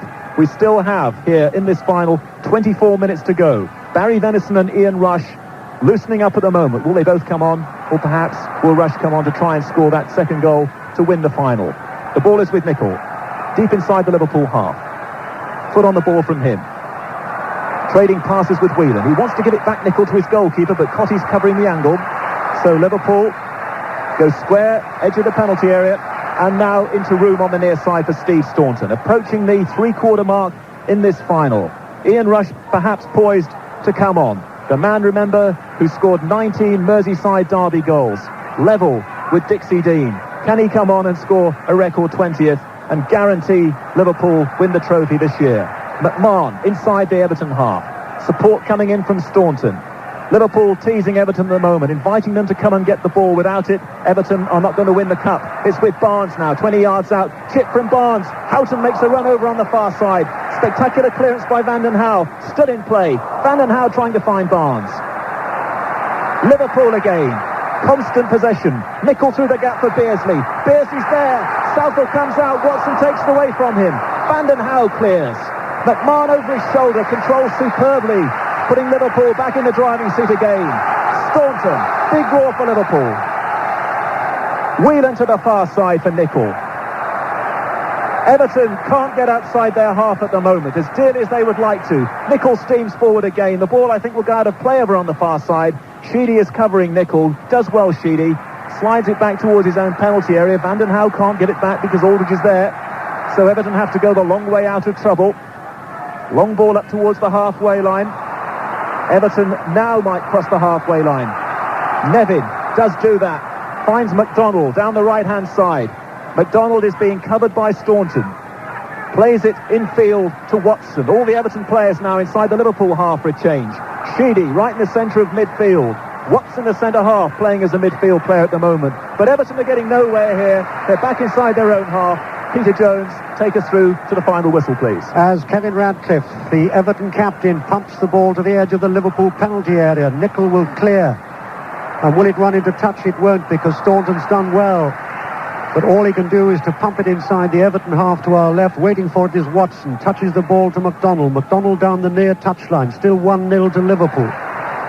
And in the end, Albert will play the ball off the legs of Nevin for a throw-in to Liverpool. That was some 5 minutes, Jimmy. Yes, Liverpool, that was the best spell of possession we've had, I think, in the entire match so far. Everton was just chasing round. One excellent clearance by Van den Hauwe. I don't know how he got to it, really. So, Everton have really got to pull themselves up now. There's been no significant move since McCall came on for Bracewell. The problem is all with Everton at the moment. That early strike, still counting, of course, from Aldridge. And they've got to go and chase the game in this heat. Liverpool are quite content for it to stay as it is. 1-0 in their favour. It's still 1-0 to Celtic in the Scottish Cup final at Hampden. Rangers 0, Celtic 1. But I'm told that Graham Souness has now come on for Rangers in place of Stuart Munro. So the old warrior is back to see if he can do anything about the scoreline. Rangers 0, Celtic 1. Here at Wembley, Liverpool 1, Everton 0. The goal in the opening minutes, the fourth to be exact, from John Aldridge, his 30th of the season. And that man Aldridge is on the ball at the moment, does well to get it away from Stephen, plays it back once more to Staunton, turns away, back to Ablett, halfway inside his own half, gets space, finds Hansen. Hansen's being chased and harried by Sheedy. Still gets the ball out to Nicol, who is getting more and more runs now down that Liverpool right. Infield finds Houghton, little figure of Houghton. Holds the ball, just slows it down a little bit. He's got McCall in front of him. Still crosses it there to Barnes. Barnes on the left, tries the shot. Oh, great save by Southall. That took a deflection, in any case, from McDonald. And Southall diving to his right, just turned that one away because that was swerving wickedly. Great ball, too, from the right-hand side it was. And he took it superbly, Barnes. This tremendous raw talent he has. He just took it in his stride, hit it first time. It looked straight for the corner when it took the deflection. Excellent save by Southall. As Barnes himself takes the corner short to Houghton, back to Barnes. Again, slows it to walking pace. Angles it back to Houghton. Barnes, I didn't think could get hold of that one, and Barnes was doing a bit of pushing. No, it wasn't. It was an offside, says the linesman on the far side, as the ball was pushed through the gap by Houghton to Barnes. But that was an excellent save by Neville Southall. A reflex save from him. We were saying earlier, one of the best in the business. And he's waving urgently now to players to move downfield. We've had exactly 26 minutes of the second half. Still a very slender lead for Liverpool. And Everton have had so much possession during this game, which is not what a lot of the experts predicted. The finishing not quite so good. Let's see what Nevin can do. Cuts the ball square. Stephen, headed away by Hansen. Drops as far as Van den Hauwe. Clips the ball again. Sheedy tries to get the shot in. Can't. Houghton's back to help out. It'll flick by Van den Hauwe again. Edge of the air. Can't find Nevin. The shot is driven in by Stephen and comes out as far as McCall. And McCall will play it wide to McDonald. And McDonald's cross is chested down by McMahon, who is fouled in turn by Stuart McCall. They shake hands with each other. Free kick to Liverpool. I don't know how Joe Worrell could sort that tackle out there. There was both of them flying into each other. He had a better view than me, but they both look quite a fair tackle to me. There's been one or two challenges. It's been noticeable, though, that the pace has slackened a little bit in the last few minutes. And obviously, that's why Kenny Dalglish has decided to make his substitution. And really, he must be a bit disappointed, really, mustn't he? You know, he's got the goal that's separating the teams, and he's been taken off. Well, mixed feelings, perhaps.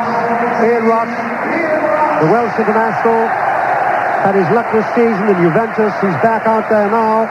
And John Aldridge, who scored the goal, frankly down there, doesn't look all too pleased. Kenny Dalglish is coming over. just tapping you on the back and saying, you got the goal and that goal may win us the cup. So Aldridge sits down and just takes his tie-up off and takes one of his boots off, and he's now got to watch the game for what is the last 17 minutes of the 1989 FA Cup final, with his team Liverpool leading by 1-0. Sharp wins the ball in the air, can't find Cotty with the direction though, and Ablett's there to touch it wide, and Staunton again, left-footed. Underneath it is Watson, and Rush couldn't get his first touch. Perhaps he can. Oof. Well, Rush was running there, and Barnes tries to reach him. Watson stuck out a right boot and just stopped it. Again, Sharp, who's never stopped running, so dangerous and so difficult with his physical presence. And this time he can't get round two defenders. He's still coming back though, and he thinks he's won the corner. And so did Pat Nevin, but the linesman will have none of it and runs away immediately, and it'll be a goal kick to Liverpool. I think that's the point about John Aldridge there. It's the first time I've seen him substitute and really looking a bit down about it. You know, and Kenny Dalglish actually got up and came across to try and pacify him, but I don't think he felt very comfortable about it. Well, he's just gracefully taking a swig of water from a plastic bottle down there, and there's nothing he can do about it now, but he scored the goal, and who knows, that might be enough. Liverpool again in possession. Staunton just below us down the left, cuts the ball square. Hansen will play to McMahon. McMahon inside the centre circle. Terrier of a player, McMahon. Back out to Staunton. Staunton back. Whelan. And back to Staunton. Possession stuff here, typically of Liverpool. McMahon refused to be hurried, refused to be rushed. Plays it into a gap. In that gap is Whelan. Whelan's got Houghton outside him and Nicol. He chooses Houghton. Houghton will hold it. Nicol goes outside again down the right. Back to Whelan. Houghton finds McMahon. And McMahon keeps it going towards us. Staunton. That's about 8 passes Liverpool have put together. Now they don't though, because Pat Nevin nips in and takes it away for Everton. Sharp's come back to help him out.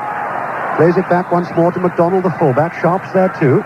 Stephen just inside the Liverpool half square. And not a good ball from Stephen. McCall did well to win it first time, and he's won it the second time. That's the substitute. Played back to Watson. Sharp again wins it in the air, but he wasn't being challenged there. He could have chested that one down and taken it with him. He wasn't to know. Ablett, inside the centre circle, danger for Everton again. With a tip over the top, and Rush is there, and Rush is on the edge of the area. Beautiful piece of tackling by Neil McDonald. That was superb, because Rush was in. You're right, it was been an excellent cover. They're a bit unlucky there, Everton. Trevor Stevens' boot came off. That's where all the troubles came with there. And he's had to readjust his footwear. That's what gave them a problem. But what happened was there, when Rush went in, McDonald's got himself hurt there. Oh, he has. He's fallen down now. Yep. He got a real whack off Rush there. In fact, I thought Rush was late, because he wasn't going to get the ball. It was a superb tackle, but he's in pain with his right ankle at the moment, Neil McDonald. He's down on the pitch. But that was typical of Ian Rush, quick and sharp. Some people say he still hasn't quite got the full sharpness before he had his year with Juventus, but he's still a useful player.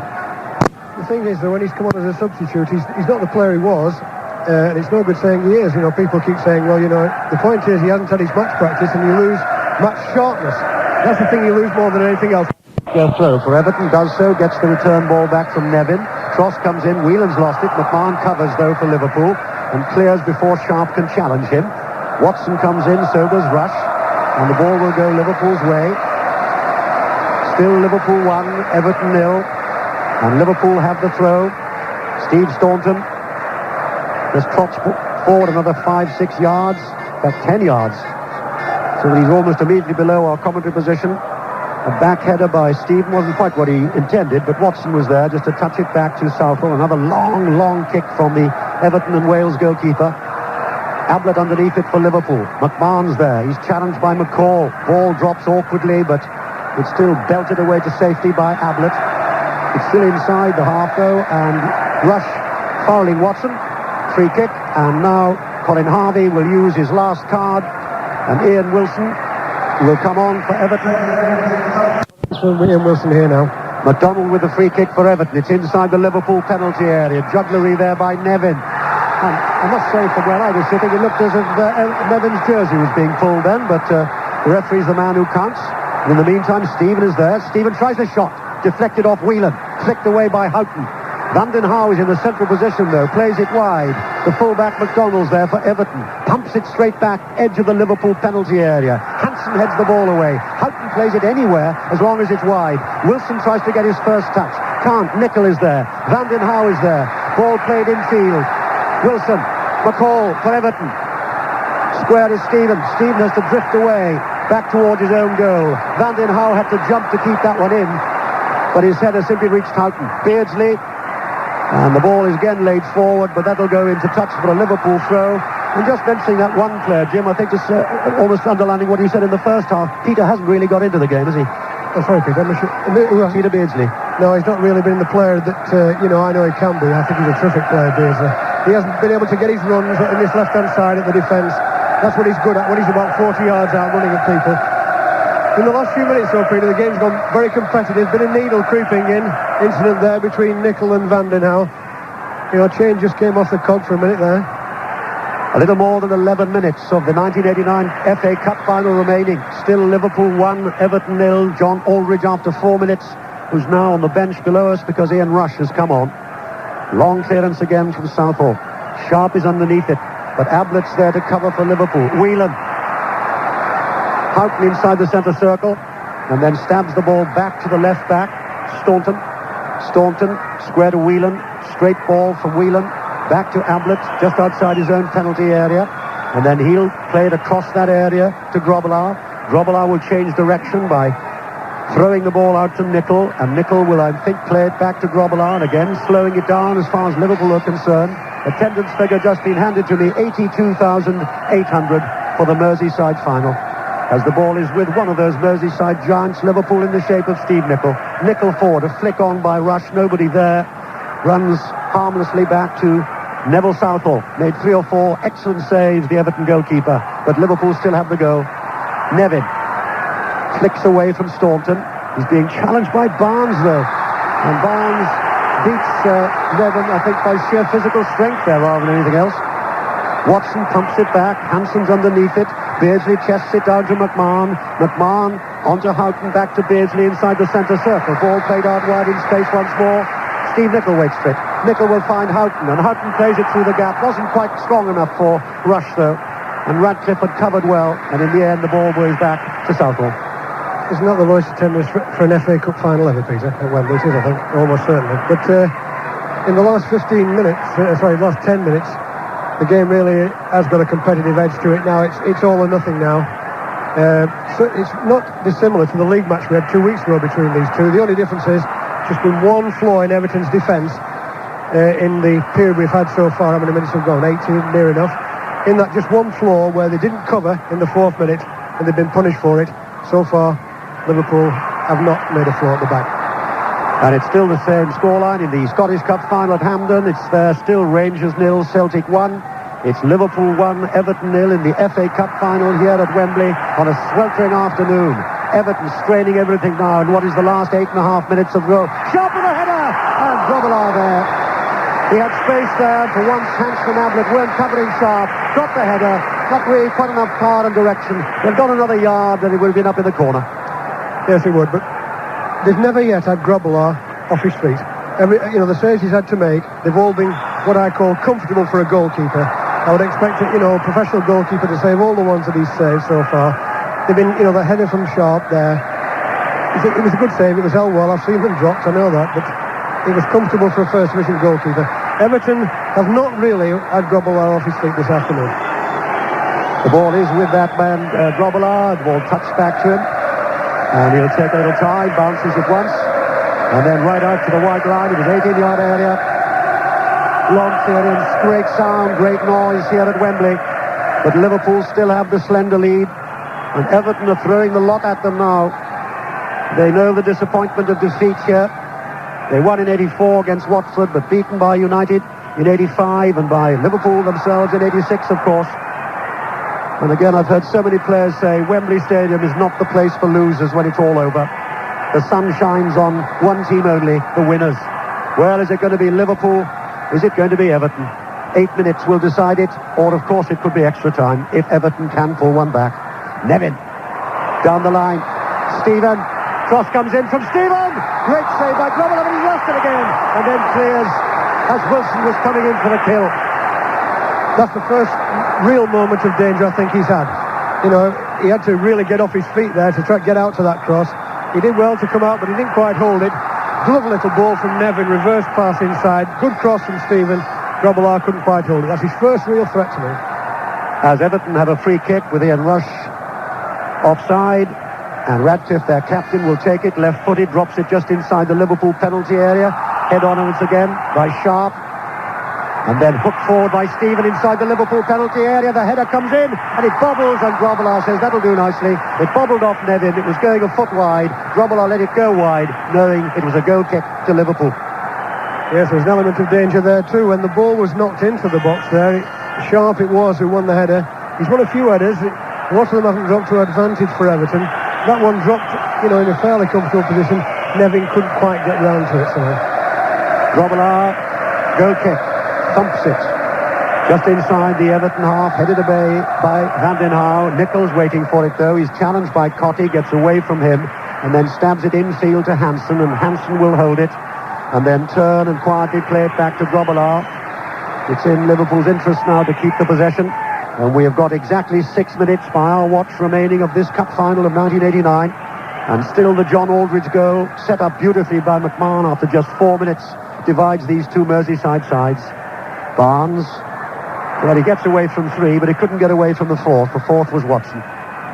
Inside the Liverpool half, Wilson, square, Sharp, knocks it back, McCall, Nevin, blue shirt now, and Toddy Shorts on his left-hand side. Little back heel from him, and it'll go to McDonald, the fullback. McDonald hoists it forward. Wilson looks for the header. Hansen's taller than him and higher. Stephen, Van den Hauwe down the left, hoiks the ball inside the area. The header comes in, and it's half cleared by Hansen, helped out by Nicol. And Grobbelaar, with that commanding voice, I've no doubt, behind them all. Rush wins the header, drops to Beardsley, just the two lone ones up front. Rush is going for it. Radcliffe will beat him, I think, and Radcliffe did well there as Rush came in for the challenge, and now Radcliffe's down on the ground. I think he's all right, picks himself up, and he just had that little bit of pace which mattered there. It was always going to be a 50-50 ball because Rush didn't get an awful lot of space there, but Radcliffe made absolutely certain. And the free kick's touched back to Southall, Van den Hauwe, and in what now is the last 5 minutes of the half, unless there's extra time, of course. I think that's the noise that will roll around Wembley Stadium. You'll never walk alone. Van den Hauwe for Everton tries to find McCall, beaten away by Peter Beardsley. But then it's dropped square to Watson. Watson still inside his own half. Stephen touches it to Nevin.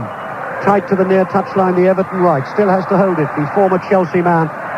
And stabbed forward, it's loose ball though. Played forward by Watson. And then headed away by Ablett. McCall goes belting after it. Finds Wilson down the Everton left. Wilson challenged by Nicol, and Nicol wins the challenge.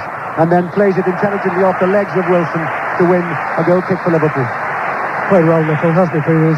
I think he's been a good choice as Footballer of the Year. I think he's done very well.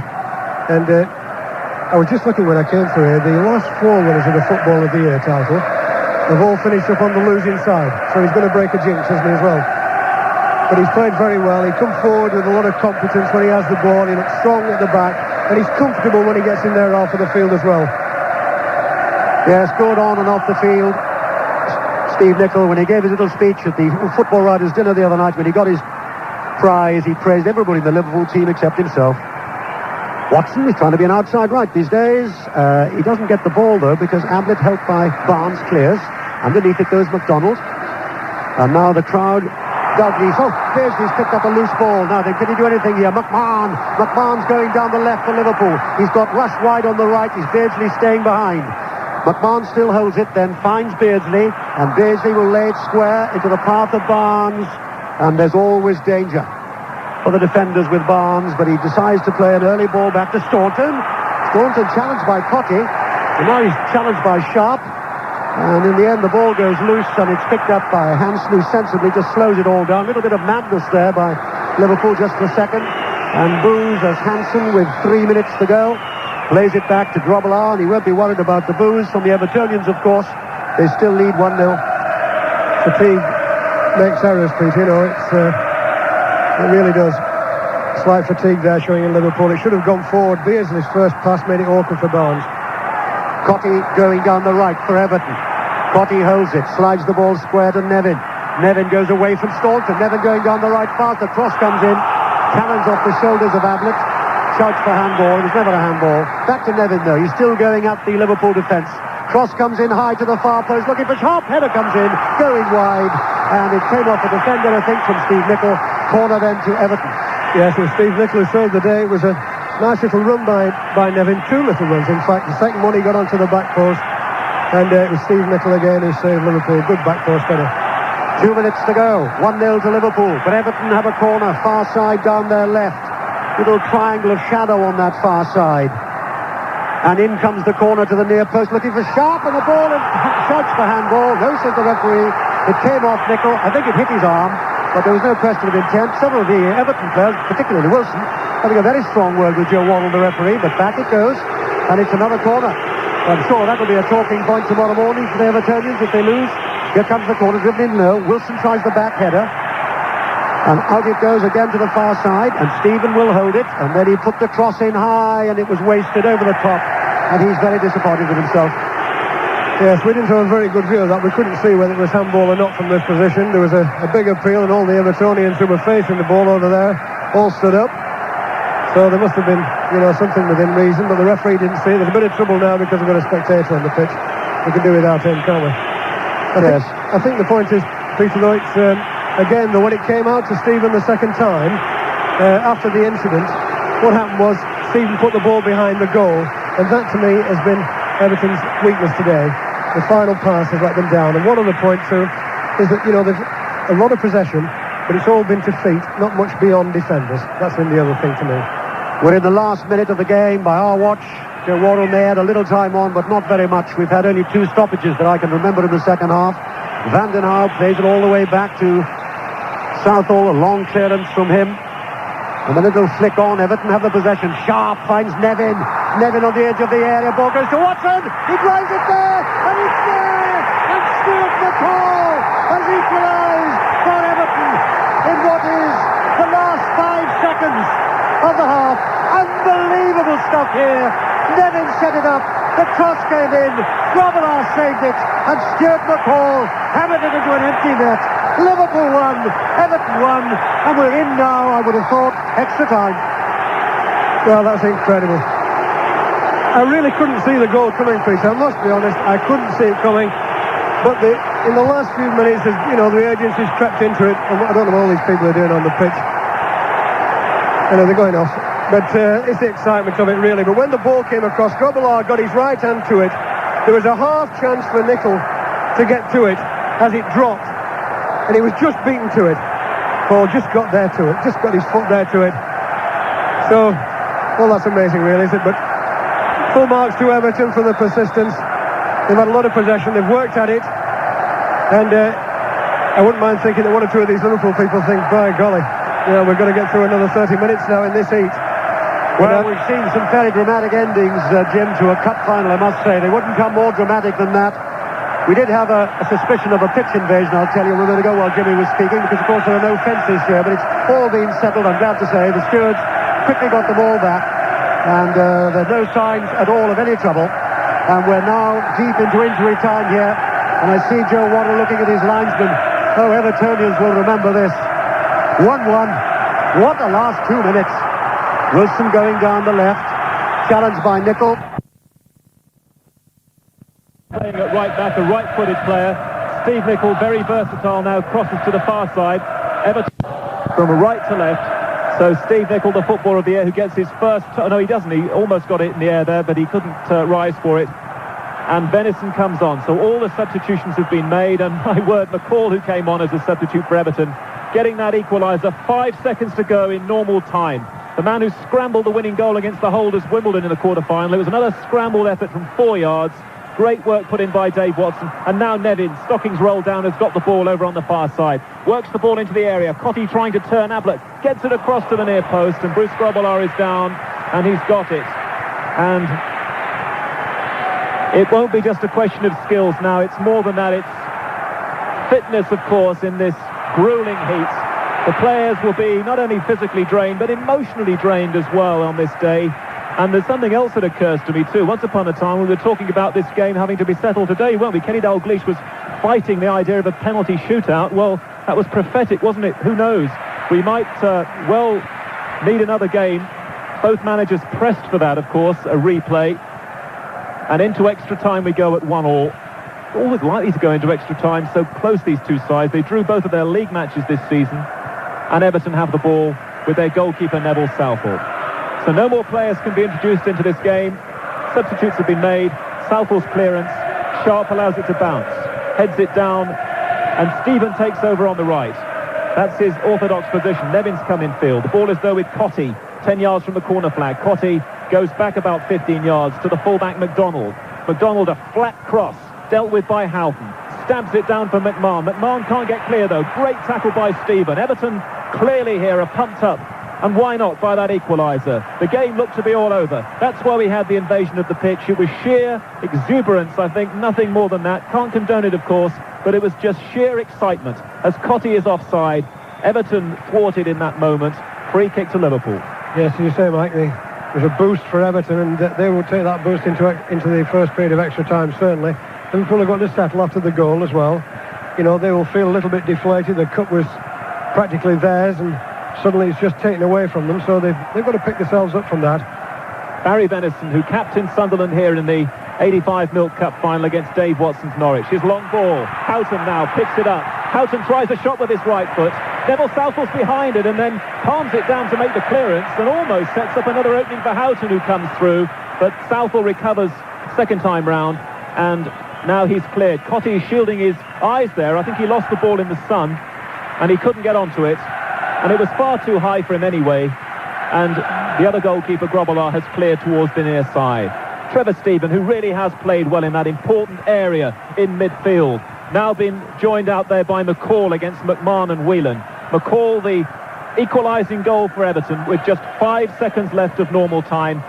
Way back, after only 4 minutes of the game, John Aldridge gave Liverpool the lead. That looked to be the goal, the cup-winning goal, until McCall's late strike. Now with John Barnes. Falls over, but still manages to keep Liverpool moving. Gives it to Nicol. Nicol playing down the left now. Trying to open something up for Rush in the penalty area. But Dave Watson is defending well. Defending well just then. And just 6 seconds before the end of the game, going forward to set up the opportunity for McCall after Grobbelaar couldn't hold on to Watson's driven cross. Halfway inside the Everton half down the far side. Left-hand side for Liverpool. It's a throw-in. And Whelan, who must have thought he was going to lift up the cup, now involved in extra time. Houghton's layoff is a little bit tired. McMahon can't get there. Everton are winning a bit of the 50-50 stuff at the moment. There's a tussle between two of the substitutes, Venison and Wilson. Venison lays it off neatly for Whelan. It's a little bit crowded at the moment. Whelan now for Rush. Rush 20 yards out, carrying the ball forward. Barnes got in the way a little bit there, but does spread it wide now to Nicol over on the far side. The two teams will be wanting to use the flanks if they can. Nicol, left-footed shot, charged down by McDonald. It might spin for a corner kick. No, it's just going to be a throw-in. A couple of yards from the flag over on the far side. Steve Nicol still full of running over on the far side, going across to take it, and throwing it over John Barnes for Beardsley, and Beardsley's just tackled on the edge of the area by McDonald. It's back again in the sunshine, over on the far side again with Nicol. Nicol, chip ball this time, rushes there, swivels, turns, goal! Brilliant goal!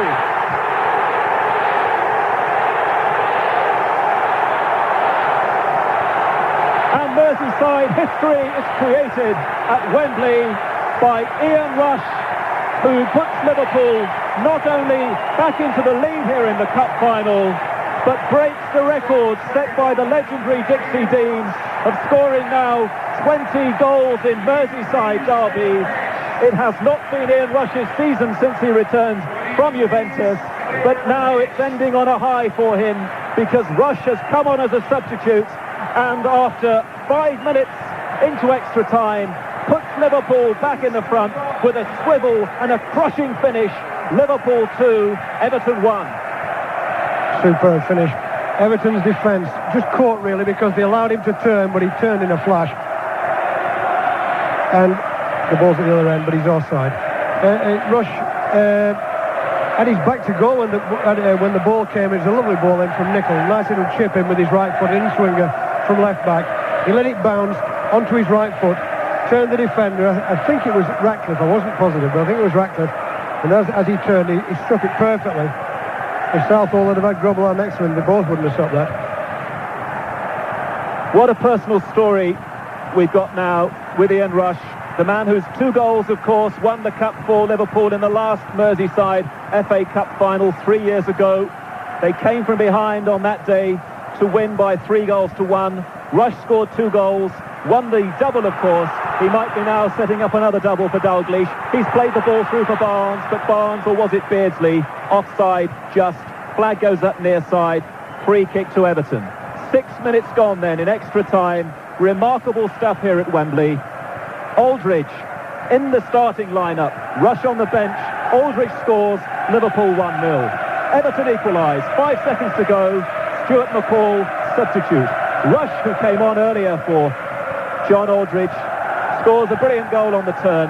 Southall no chance at all against his fellow countrymen. And the Liverpool songs now and the flags being waved around the tunnel away to our left.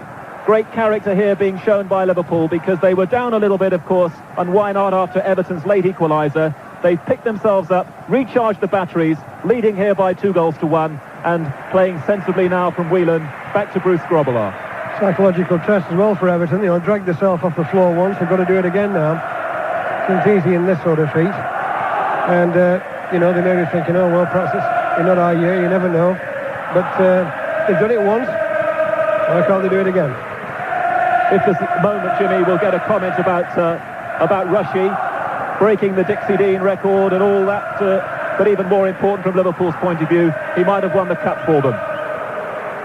It's the result that I suspect at least one half of Merseyside and perhaps the rest of neutral Britain wants. They perhaps want a Liverpool victory here today. The ball is out of play over on the far side. Ian Rush. Yes, I was saying I don't think he's, with not playing in the team, he isn't the player he was when he went 2 years ago. I still stand by that, simply because he hasn't had much practice, but the record he's got, to break that record of Dixie Deans is tremendous. He was the best striker we've created, in my opinion, when he first set off to Italy. He picked his moment, didn't he, as well? A Wembley final being shown around the world. It's being shown in America for the first time live today. Ian Rush has picked his moment. He scored a goal to break the record. Everton are trying to get back again through Tony Cottee. But Barry Venison looking extremely fit, as one would expect, having only played for 8 minutes in this game, coming on after 94. Steve Staunton, who looked so weary, came off, I noticed, with both boots off, limped towards the bench, sitting down there alongside John Aldridge. I wonder what John Aldridge is thinking. I don't know, but I'll tell you one thing, he has scored, hasn't he, in this match, and one of the things about great strikers, going back through the years, they've always scored goals on the big occasion, haven't they? They've always done it on the big occasion. And now Beardsley and Rush again tried to thread a way through. Southall's got it, and Kenny Dalglish was reported to say yesterday that he had the 3 best strikers in the world to pick from, but of course the 3 into 2 don't go. He opted for Aldridge and Beardsley. Nice contrast. Of course, Aldridge and Rush have played together, as well as Barnes tries to set something up for Houghton. Ratcliffe just managed to get an interception, but Wilson can't carry it forward for Everton, and Houghton has it again on the edge of the area. Back to Venison. Venison, poor ball from him. Ratcliffe shuts the door tight on that occasion, but Everton not finding their colleagues at the moment. Their heads perhaps have just gone down again for a second. They'll need to lift themselves up again. Liverpool keeping the ball, happily doing that. Hansen back to young Gary Ablett, the man who's taken his chance, of course, following Mark Lawrenson's retirement and following those injuries to Hansen and Gillespie, making that central defensive berth his and gaining selection on merit today over Gary Gillespie. Ablett again back to Bruce Grobbelaar, who perhaps is poised to continue that remarkable run. It really is looking like Blackpool Beach down there at the moment now. So many spectators and stewards sitting down there on the running track in the sunshine, wondering whether there will be any more drama in this final. 2-1 to Liverpool into extra time, and Everton on the halfway line through perhaps their best player, Trevor Steven. He really has had a fine match. Steven slips it to the left-hand side to Wilson, and Van den Houw comes into the movement now. Van den Houw coming forward. Venison allowing him to come forward. Van den Houw on the edge of the area, but a good tackle from McMahon. Back with McCall now. McCall might need some help. He's got 4 or 5 Liverpool players around him. Goes through into the area. Can he pull it back? No. Houghton was there. 3 yards out.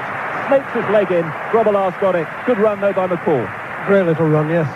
He's done well, McCall, since he's come on. Apart from scoring the goal, I think he's given them a little bit of bite in midfield and penetration from the central area. It was a good chase back by Houghton.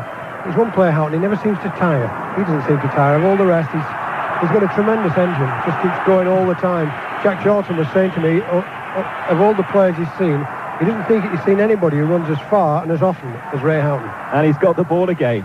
And Trevor Stephen, who I think has done really well, took it away from him on that occasion. McMahon's got it, and McMahon gives it back to Grobbelaar.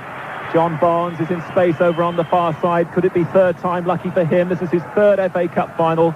Yet to finish as a winner. Lost here with Watford against Everton. Lost here, of course, last year with Liverpool against Wimbledon. But Liverpool have their noses in front again, but only just. 2-1 after some really dramatic stuff in the Wembley sunshine. Punishing heat down there for the players to contend with as well. And Everton have got a free kick, and we've got 3 minutes left of this first period of extra time, and Trevor Stephen and Stuart McCall congregating around the ball. It's about 15 yards inside the Liverpool half. They've taken it, but Joe Worrell wants them to come back another couple of yards.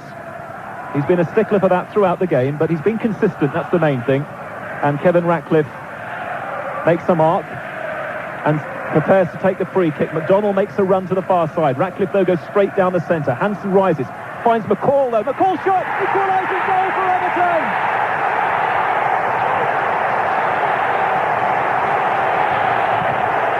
And what a sweet volley from Stuart McCall from 20 yards. Bruce Grobbelaar couldn't do anything about it. What a substitution. McCall gets the first equaliser. 5 seconds to go in normal time.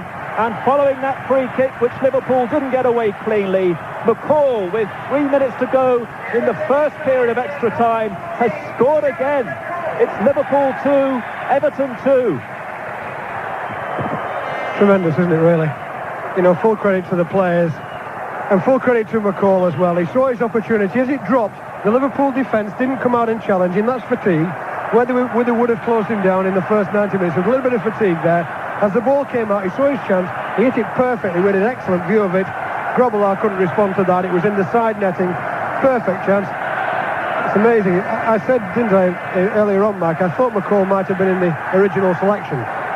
And because he has done well, he did well at Bradford. Took him a while to settle at Goodison.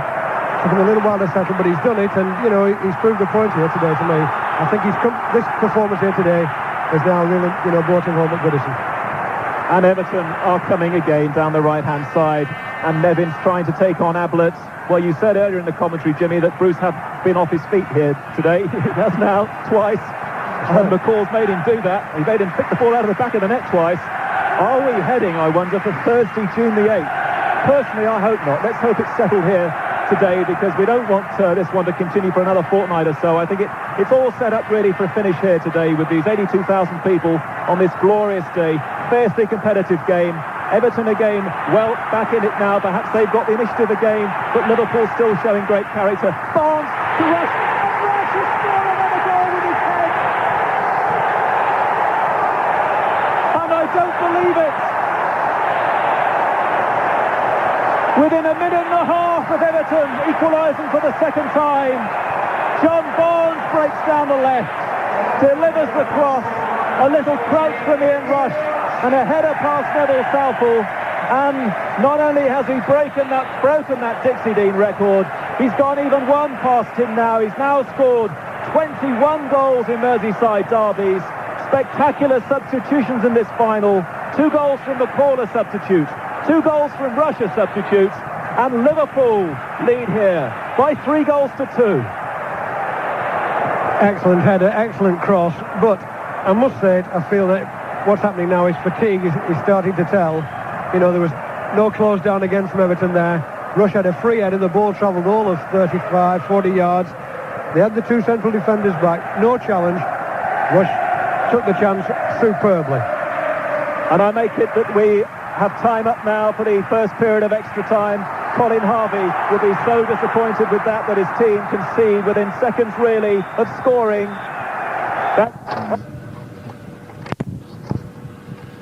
Extraordinary save, extraordinary turnaround in the match. Wrong reasons. Now it's a special final for the right reasons. Aldridge 4 minutes, 1-0. McCall 44 minutes, 1-1. Rush 5 minutes into extra time, 2-1. McCall 12 minutes into extra time, 2-2. Rush 2 minutes later, 3-2. 14 minutes of extra time. Van den Aar with a cross. Sharp gets there. Ball is cleared as Sharp goes tumbling away. Good challenge by Ablett. McMahon gets a really lucky rebound, and McCall score with two Everton goals, comes back, and then Van den Hauwe pumps it forward again. Ablett gets above Sharp. Whelan's there. Whelan lays it wide to Nicol, now playing at left back with Barry Venison on for extra time with Steve Staunton limping away. Nicol still keeps the possession. Checks his stride, flicks the ball back to Barnes, who set up both goals for Ian Rush. And they did a little war dance when they'd done it. That is Ian Rush. Rush turns away from the challenge from Ratcliffe. Square to Houghton. Houghton starts to go at the Everton defenders. Houghton still there. Little jink at a turn. Can't get to a wall of blue shirts, though. Watson gets it away from him. Van den Hauwe clears. Sharp with the header. Ball headed nicely and neatly to Nevin. Nevin blew Everton socks around his ankles. He's challenged by Beardsley. Still keeps the possession. Lets it slide to McCall. McCall 10 yards inside the Liverpool half. Right out to the far side to Van den Hauwe, who's worked very hard and very efficiently for Everton. Back to McCall, challenged by Rush. It's been a highly competitive game, to say the least, here this afternoon, in sweltering heat. Ratcliffe, long ball. Sharp gets the header, tries to find Potty, and in the end, Hansen lets it run on to Grobbelaar, who puts his foot on the ball and then just rolls it with the sole of his left boot. Sharp's won his share of headers today. Cotty's not always run to advantage often. There's an occasion there when the ball was knocked all of 40 yards. He got a good header on it, knocked it across the box. Cotty was running behind him. Long clearance again from Grobbelaar. Radcliffe's underneath it for Everton. McCall finds Wilson, one of the two substitutes. Well, it almost got through the Liverpool defence, and Cotty was looking for it. Hansen did well to knob that one away into touch. And the throw is about halfway inside the Liverpool half. I suspect one or two bits of paper fluttering down means there may be a little breeze down there at the moment, and for that relief, much thanks, the players will say. It's 3-2 in extra time here to Liverpool. Liverpool have the possession with Whelan halfway inside his own half. Barnes inside the centre circle, then stops it, comes back towards his own goal, and then hits it. Oh, well, it was all right in the end, but it was a couple of yards wide of Grobbelaar, and that would have been, well, the most dramatic of dramas. I would have thought that had bobbled into an empty net. Certainly would. But it's, the thing is, Barnes there, in that sort of position, at this stage of a game, he's just played it comfortably, really. Obviously, he's saving himself for, the next, 10 minutes to go. Everton have got to go and get it now. It's a question of that. Rush, Beardsley, and so often that combination works, where Rush plays an early ball to Beardsley, who stabs it straight through the gap, but the accuracy was not there this time, but Nichols underneath it. Rush gets the header. But there's time for Watson to control it with his right instep and turn it back to Neville Southall. And Southall, I'm sure, will get this long clearance again from the Everton goalkeeper. In fact, it's height this time rather than length. That wasn't really what he would have wanted.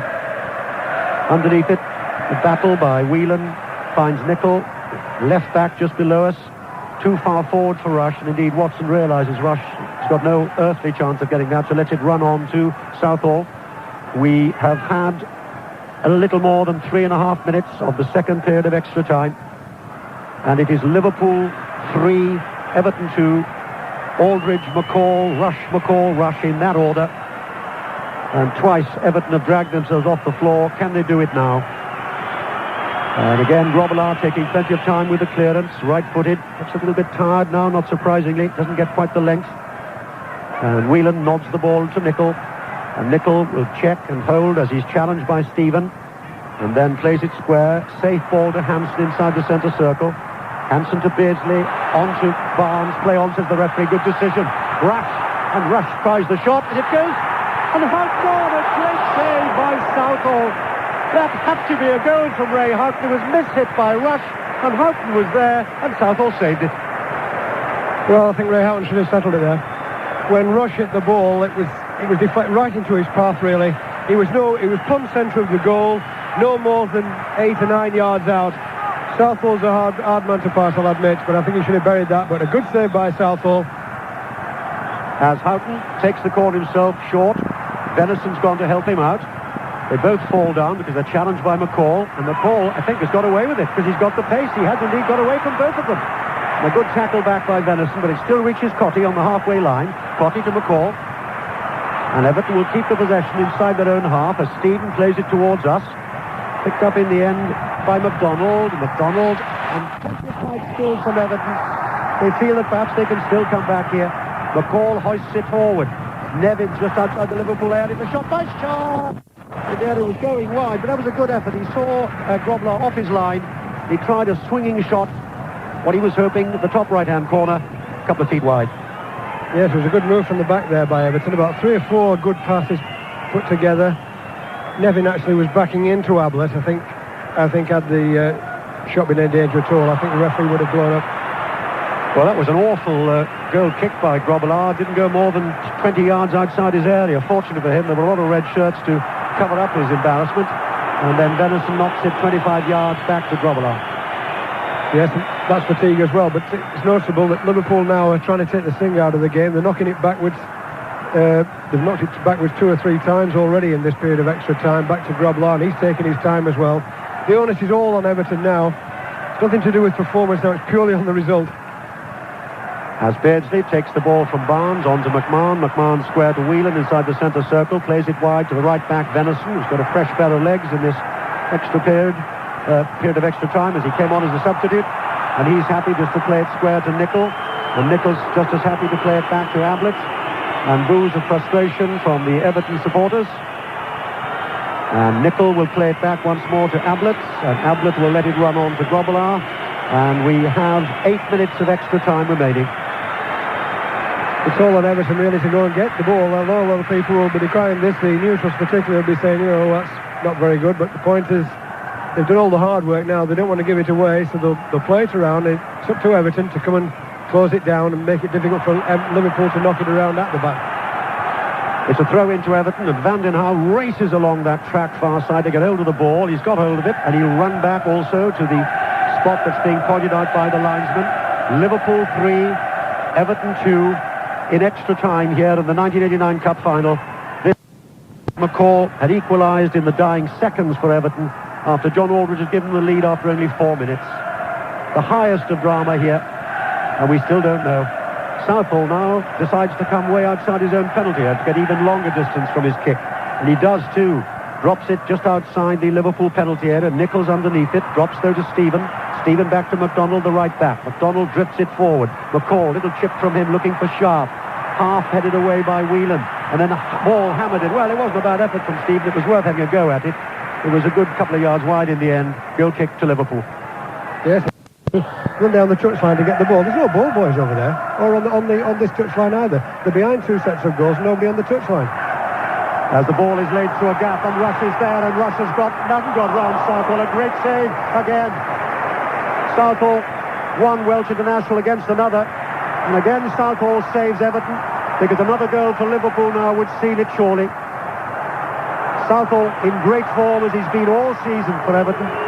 Nicol 30 yards back to Grobler, and Grobler taking his time, almost if he wants to weigh the ball or look at the name on it, and then finally he clears. High, underneath it Radcliffe. Ball drops to Houghton though. Rush square to Beardsley, halfway inside the Everton half. Beardsley lays it wide to Barnes. Barnes going down the left, and a good tackle by McDonald. And McDonald not only tackles well, gets up and clears. Finds Nevin. Nevin is challenged by Nicol, and Nicol's got the ball. And he's surely being held off the ball there. Oh, no, surely not.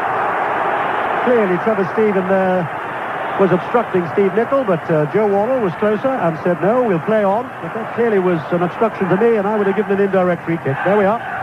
Southall with the clearance. 6 minutes of extra time remaining. Liverpool 3, Everton 2. Venison on his own 18-yard area finds Houghton, and he plays it 20 yards back. Guess who? To Bruce Grobler. Good point you made about Joe Worrell there. You were just talking, everybody seems to forget about the referee, don't they? He's had to endure all this heat as well and run up and down, and he's got to keep his wits about him. He's done well, Joe Worrell. He hasn't been noticed a great deal, but I think that's often the sign of a good referee. He's let the play go on. He's done well. Beardsley picks up the possession for Liverpool. Still holds the ball, Beardsley. Gets away from one challenge. Tries to get through the second. Can't. Rush tries to pick it up. Can't either. And the ball will finally go over the goal line. It came off Stephen. So it's a corner to Liverpool. And Neville Southall runs out and spots the ball up for the corner to be taken by Ray Houghton, who will now walk as slowly as if he's going on a Sunday afternoon stroll, and breaks into a very slow trot. And we have got less now than 4 minutes, a little less than 4 minutes of extra time remaining. Liverpool 3, Everton 2. And Liverpool take the corner short to Barnes. Back to Houghton. Houghton almost on the corner flag. And then tucks it back to Venison, the fullback. And he plays it back further to McMahon. And McMahon will then start a run. I think he has done. He's got himself into space down the right. McMahon still holds the ball. Then he gets round one defender, can't get round the second. The second defender is Pat Nevin, would you believe, who's back helping out. And the ball is still kept in play. Everton have done well there. And again, played through, almost gets to Sharp. Fortunately for Liverpool, Johnny Whelan was there. And Hansen will play it back to Ablett. And Ablett will play it back to Grobbelaar. Liverpool 3-2 here. And the ball with Nicol. Nicol straight forward to Barnes. Barnes through the gap. Whelan. Whelan goes on a run. He's challenged by McCall. Has to turn away. Back to Barnes. Barnes to Beardsley inside the centre circle. Square to McMahon. Again, possession stuff here by Liverpool. Venison back to McMahon. McMahon back to Venison. Venison will hold it. And still holds it. And then square to McMahon again. And McMahon's going back to where he wants it to go, which is back inside his own half. And Hansen will lay it back to Grobbelaar. And we have got 3.5 minutes of extra time remaining. I was watching the Everton players there when the ball was being knocked around at the back, and one or two of them just couldn't summon the energy really to go and close them down. When you're in front, it's amazing. You can always find energy from somewhere. When you're behind, it's always difficult. Barnes going down the left. He's come free from McDonald. Barnes is there. He's gone outside. McDonald tries the shot. Oh, what a save by Southall. That was a save of saves. Super shot by Barnes, going in all the way, and Neville Southall denies him. That's probably the best of half a dozen saves by Southall. Liverpool are still there. Barnes is still there. Good tackling by Everton. Beardsley with a shot. Another save by Southall. A splendid shot by Beardsley. Seemed to be creeping in the corner, and Southall was there. It's a corner. Oh, Jim, what about this goalkeeping? Not bad for a Welshman, Peter. I thought the second save was absolutely brilliant. You know, it really was an awkward one, that right at the foot of the post. The first one, you know, he did it well. He had a good view of Barnes in the ball, but he palmed it out well. The second one could have been a little bit awkward, because the goalkeepers, although they don't run around, they feel the fatigue as well. Nichols going forward again for Liverpool. That takes a deflection, and Southall tries to prevent it going over his goal line. He can't, so it's another corner. So Liverpool turning the screw again. They lead by 3 goals to 2. And the referee, in fact, has changed his mind and says that'll be a goal kick, or at least he's given a free kick, I think. Yes, he has. And it goes back to Southall, and Southall back to McDonald. 1.5 minutes remaining of extra time here at Wembley in the 1989 Cup Final. Long clearance by Ablett. Rush prepared to chase it. Kevin Radcliffe is there to deny him. McDonald, sensible ball, out into space, far side. So in the last minute, Everton are going to throw everything again. Muscle and sinew, the whole business. Flick forward. Ablett heads the ball away. Helped away by Hansen. Sharp is there for Everton. Plays it wide. Nicol comes in. Good tackle by Nicol. Nicol brought down by Nevin. And Nevin knew it. And he'll stop the ball and he'll play it back to Nicol. And Nicol gets him weirdly to his feet. And it'll be a free kick. Yes, Everton could have done without that foul by Nevin now, because that'll knock about 45 seconds off this ball. Nicol just knock it over the top. Yes, he has done. They'll have to go after it now. And the whistle goes for a free kick. Oh dear. And it's rather ridiculous, because that was simply the whistle for Ian Rush offside. And I must say that while the 2 pitch invasions we've had have been reasonably organised, because there are no fences here, the stewards have done a good job. But one just fears what might happen when the final whistle goes, because at the moment, Ian... 4 or 5 times now, you know, it makes you wonder, doesn't it, whether we can cope with that. I think we should be able to cope without fences, surely. McCall picks the ball up for Everton, and he's fouled, McCall, by Beardsley. Quick free kick. Everton want to take it, they can't, because McMahon is standing on the ball. Now this free kick is about 8-9 yards outside the Liverpool penalty area, so everybody's down there now, except Neville Southall, who's 10 yards outside his area, and I don't think he wants to look either. It couldn't be even more drama, surely, could it? Trevor Stephen, square, and the shot comes in! Oh, just over the bar! Oh, my word! I don't think I can take much more of this, Jim. McDonald did well there, didn't he? I think that was the last gasp. Quite a good free kick, actually. McDonald didn't quite get hold of it. He hit it with the side of his foot. It was rising all the time over the top. Grobbelaar seems to have it covered, but I think that's the last chance gone. We have a few seconds remaining. I see the referee looks at both his linesmen, and the referee blows his whistle, and Liverpool have won the cup by 3 goals to 2 in extra time. Quite remarkable. And now I'm sorry to tell you that there are dozens and dozens of people pouring on the pitch, which is really very stupid and frankly a little dangerous too, because some of those Liverpool players are literally being hemmed in by supporters. Jimmy Armfield. Yes, I think it's going to be shifted, because the bulk of the Merseyside crowd are shouting off, and so they're taking notes. I think they're going off now. There's about 150, 200 of them got on, and they're around in front of the Royal Box area. They've got to behave themselves and get back. Otherwise, the fences will be put back up, and they know that full well. People will be watching it, from other sports as well, and from the ministry. So they've got to be careful. Well, amazing scenes then. And I look down and a very sad and distressed face of Colin Harvey, the Everton manager. He's had his problems. He had to go to Goodison Park and take over from the enormously successful Howard Kendall. He's had his own personal problems with the hip operations on 2 occasions. He's worked hard for Everton, Colin Harvey, and he must have felt at one stage, indeed on 2 occasions this afternoon, he must have felt that while everybody outside Everton, I would have thought, in football wanted Liverpool to win, he must have felt, Colin Harvey, that perhaps it was going to be his day after all. Well, it's not going to be his day, but we've had a quite remarkable cup final. After 4 minutes, John Aldridge, 1-0 to Liverpool. With 5 seconds to go, yes, just 5 seconds, Stuart McCall, 1-1. 5 minutes into extra time, Ian Rush, 2-1. McCall again, 12 minutes into extra time, 2-2. And then 2 minutes later, Ian Rush with a stooping header makes the score 3-2. You won't see anything much more remarkable, Jimmy Armfield, than this. No, it's been an exciting cup final. I think everybody's had the money's worth that's been here. I think a lot of people will remember it. It's amazing what you were saying about Colin Harvey there. He's had 2 hip operations as well. He's had to contend with that. He's fought his way through. He's got Everton to Wembley. He's had a few problems along the way this season. League form's been a bit in and out, but they've battled well here today. And his team have done him proud, I think. But it's amazing how some people seem to have that little bit of luck with him at the right time. And I've always thought Kenny Dalglish is, he's always had that little bit of... You've got to have the rub of the green as well. He's always had it along the way as a player and as a manager. Some people, they call them winners. But the fact is, that they've got the players and they've performed magnificently. Well, now it's the time for the winners.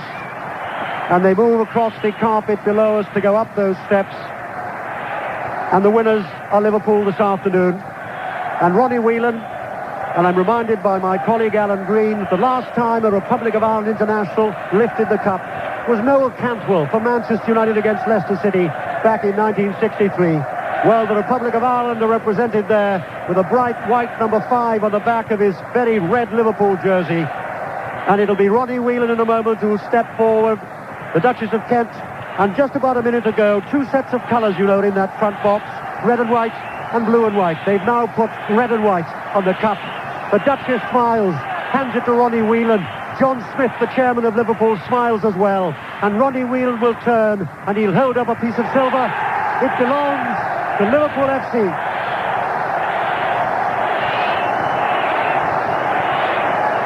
Ronnie Whelan smiles, shakes hands with the chairman, John Smith.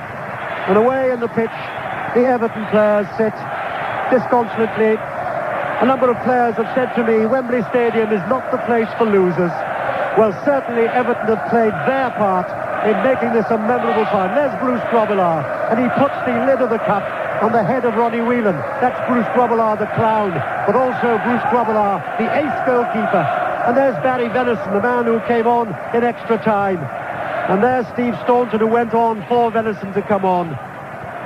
And there's Ian Rush shaking hands with the chairman, having a word with the Welsh international who got 2 goals. And there's John Aldridge, disappointed to be taken off, but he set the scene going with a goal after 4 minutes. And there's the man who never stopped running all afternoon, Peter Beardsley. He didn't have his best of games, Beardsley, but he never ever stopped running. So the winners are Liverpool, and now it's the time for Everton. And Kevin Radcliffe walks up the steps leading his team in blue. They beat Watford in 84. They lost to Manchester United in 85. They lost to Liverpool in '86. They've lost again. Kevin Ratcliffe looking a little sad. Nobody could do more than he did. He accepts the runners-up medal. I talked once to Neville Southall, you know, about medals, and he said the medals look almost identical. When you open the little velvet box, the medals for the runners-up and for the winners look almost the same until you turn them over, and on the back of one it says winners, and on the back of the other one it says runners-up, and it's no place, Jim, for runners-up in the end. I think Everton can go on with a lot of satisfaction today, Peter. I think they've made this a very memorable cup final. I think there's, you know, ridiculous thing to say, but both sides, you know, make cup finals. You've got to have not just luck and just goals, it's the way they play as well. And I think they've both played exceptionally well today. I think they've done the game a lot of credit. I think they've done Merseyside a lot of credit as well. And I think it's important from Everton's point of view to get their heads up and come next season, because I think they can. And I think people like McCall, Stephen, Nevin played well today, and I think they might make Everton a bit of a force next time. Well, the Liverpool players now move away traditionally to the right, where there are some 100 photographers. These are the pictures you'll see in your national newspapers tomorrow. I'd like to leave, certainly, this cup final with a personal word of my own, which is that for me, Kenny Dalglish, after the disaster at Hillsborough, grew in stature as a man. So did all the players. Having been up to Liverpool on a number of occasions after Hillsborough, I realised, in fact, what they had meant to the bereaved. Their counselling, their advice by both players and wives was a credit to football. I think this afternoon football won, but the cup winners in the end are Liverpool by 3-2. It is of a quite dramatic, the closing stages of a quite dramatic cup final described for you by Peter Jones. That was Peter's 22nd cup final commentary. I don't suppose he's seen many more dramatic games on this famous pitch here in North London. And alongside him this afternoon, Jimmy Armfield and Mike Ingham. We'll hope to talk to one or two members of the victorious Liverpool side, and if we can, one or two of the rather more disappointed Everton players before we finish this evening at 6 o'clock. It's also, though, been cup final.